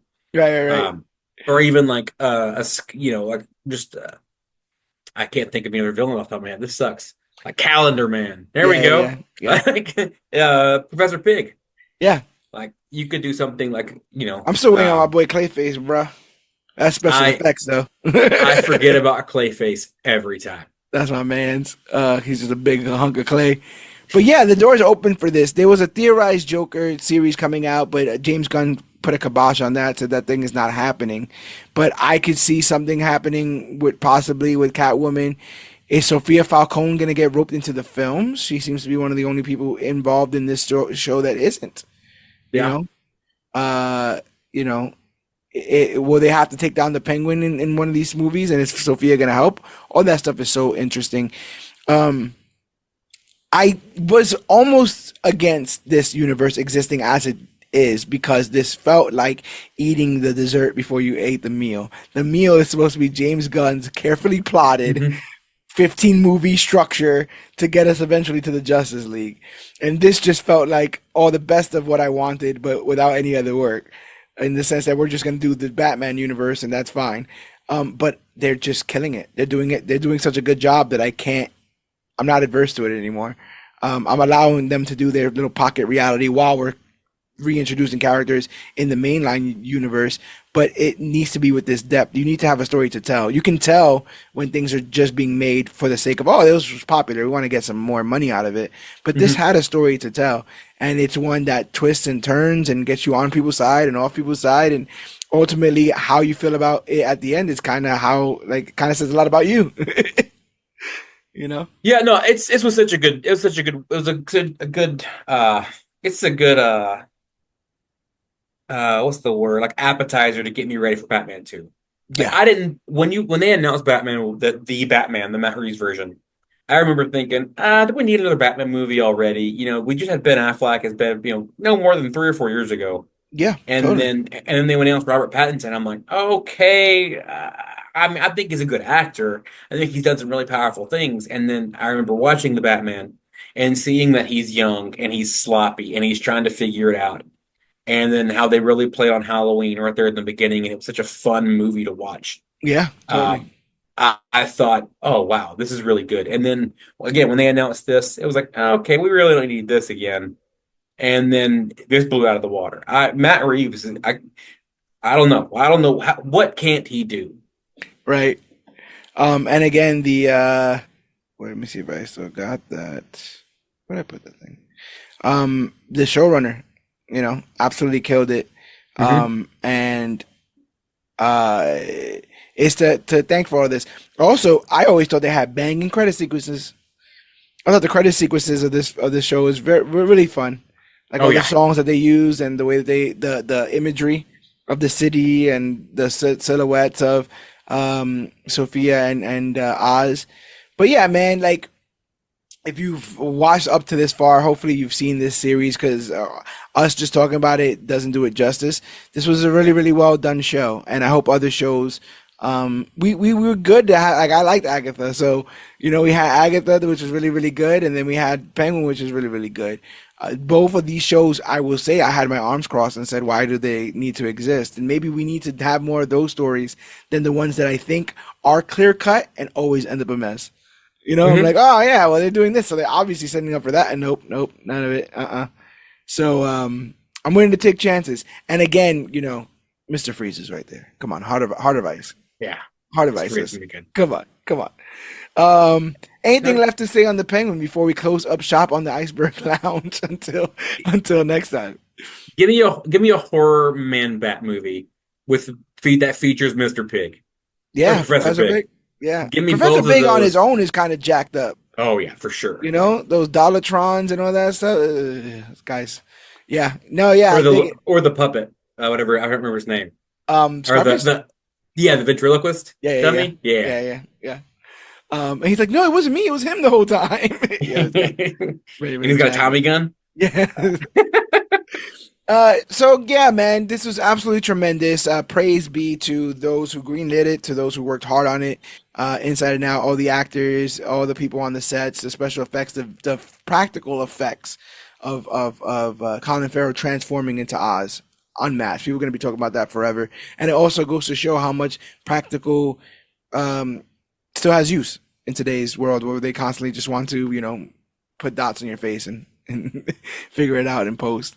But yeah, this was a labor of love from everybody involved, and I'm thankful I live in an era where we're able to just tackle. Oh yeah, they did a Penguin show on HBO. Like, think Mhm. about 20 years ago if somebody would have told you Yeah. that. I'd Why? They laugh didn't at do a you. Batman show, they did a Penguin show? No, it is what it is. We're riding the wave, man. We're at an embarrassment of riches. The next year is about to be crazy. We're about to get Fantastic Four, Superman, big new universes being built, old universes being destroyed. We got comics out the wazoo with the Absolute Universe, the Ultimate Universe. We'll be covering a lot here as part of the Major Issues podcast, and the only way to keep following everything that we do is to go to comicbookclick.com. It's the one stop for everything Comic Book Click. Articles written by us, our merchandise, and every episode of the Major Issues podcast. That's over 350 episodes. That's over 700 hours of content. It's a lot of content, people. Check it out. Check it out. But the podcast is also available wherever podcasts are found. Podbean, Stitcher, Podcast Addict, the Apple Podcast app, YouTube, Spotify, TuneFind, and more. So what I love, and this happened with my mom today. She was like, oh, I was like, I'm going to be live talking about the Penguin. She's like, where? I was like, I'm on Facebook. She's like, how do I get there? I'm like, well, facebook.com/comic book click. And she's like, oh, I typed it in Google and you were the first one to pop up. I'm like, yes, we are. We're always the first Hmm. ones to pop up because we're always talking about the latest, greatest things to come to comic books and comic book media. We have our footprint out there. You Google Major Issues Podcast, we're the first ones to come up. You Google Major Comic Book Click, we're the first ones to pop up. And we got some exciting stuff coming to the future of Comic Book Click as we further solidify our place here in the midst of comic books and comic book media. We can't do it alone, though. We do it with the help of you guys. So if you guys want to kick us some schmeckles, either way, you can consider becoming a Patreon, patreon.com/CBC Clubhouse. As little as 10 cents a day, $2 a month. You can help us afford the lights, afford to keep our lights on here, and afford the hardware and the software that we need to keep providing you guys content free of charge. We've overhauled our editing for major previews to give you guys a bit of a quicker turnaround. So get ready for some new episodes of previews. We just got the October episode out, but we're hoping to have the November episode out very, very soon, and then the December episode. So you have a full year of comic book recommendations for every single month of this year. It was a labor of love. We keep doing this free of charge. So if you can consider becoming a Patreon. If you consider buying some merch from comicbookclick.com, our TeePublic store, we get a kickback of every single one of those designs. They're all designed by me, so you get a unique design and we get some money. If you can't give us money, that's fine. It's hard out here ever since the Riddler, broke that bridge. Consider rating and reviewing us on iTunes. It's the quickest way we can grow as podcasters, find out what you like and what you don't. I've been to the future where we do become the latest and greatest thing to come to comic books and comic book media, but I can't tell you how we do it because it will mess up the timeline. Next thing you know, I got a bum leg and I'm dragging my foot. I'm hobbling around, dragging my foot. You don't want to mess up the timeline. So, yeah. Last thing I want to say is I want to shout out our boys over at Dirt Sheet Radio. We are currently roommates over at comicbookclick.com, and those guys are killing it each and every week with their in-depth professional wrestling and pop culture analysis. They do live breakdowns, post-shows for every single wrestling event, things like Raw, SmackDown, Dynamite, Collision, and whatever Ring of Honor is doing at the moment. But consider checking them out every single day. As I like to say, turn on the Dirt Sheet Radio. There's always something playing. Those guys do great work over there, and they help us out over here become the latest and greatest thing to come to comic book media. So just want to shout out the guys over there. I love you always. But yeah, man, check out past episodes. Check out the website. Check out the live. We do this live every single week. The episodes come out in audio form on Thursday, but guess what? If you're watching us right now, you're ahead of the game. You checked out our entire episode before we are worldwide on Thursday. So consider dropping in for an episode of Major Issues Live. And you can only do that if you're following us at Comic Book Click at Facebook. So, yeah, that's all I got here.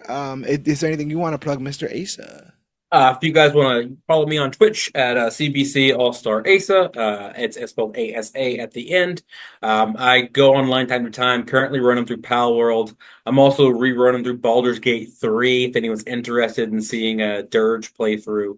And if you don't get that, then you don't want to watch it. But if you do get that, you're going to want to come over. It's a lot of fun.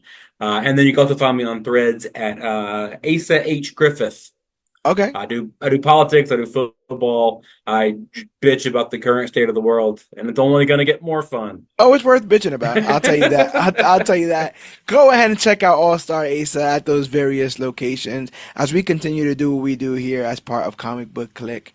But we're wrapping things up, so there's nothing else left to say. But my name is George Serrano, a.k.a. The Don. I'm All-Star Asa.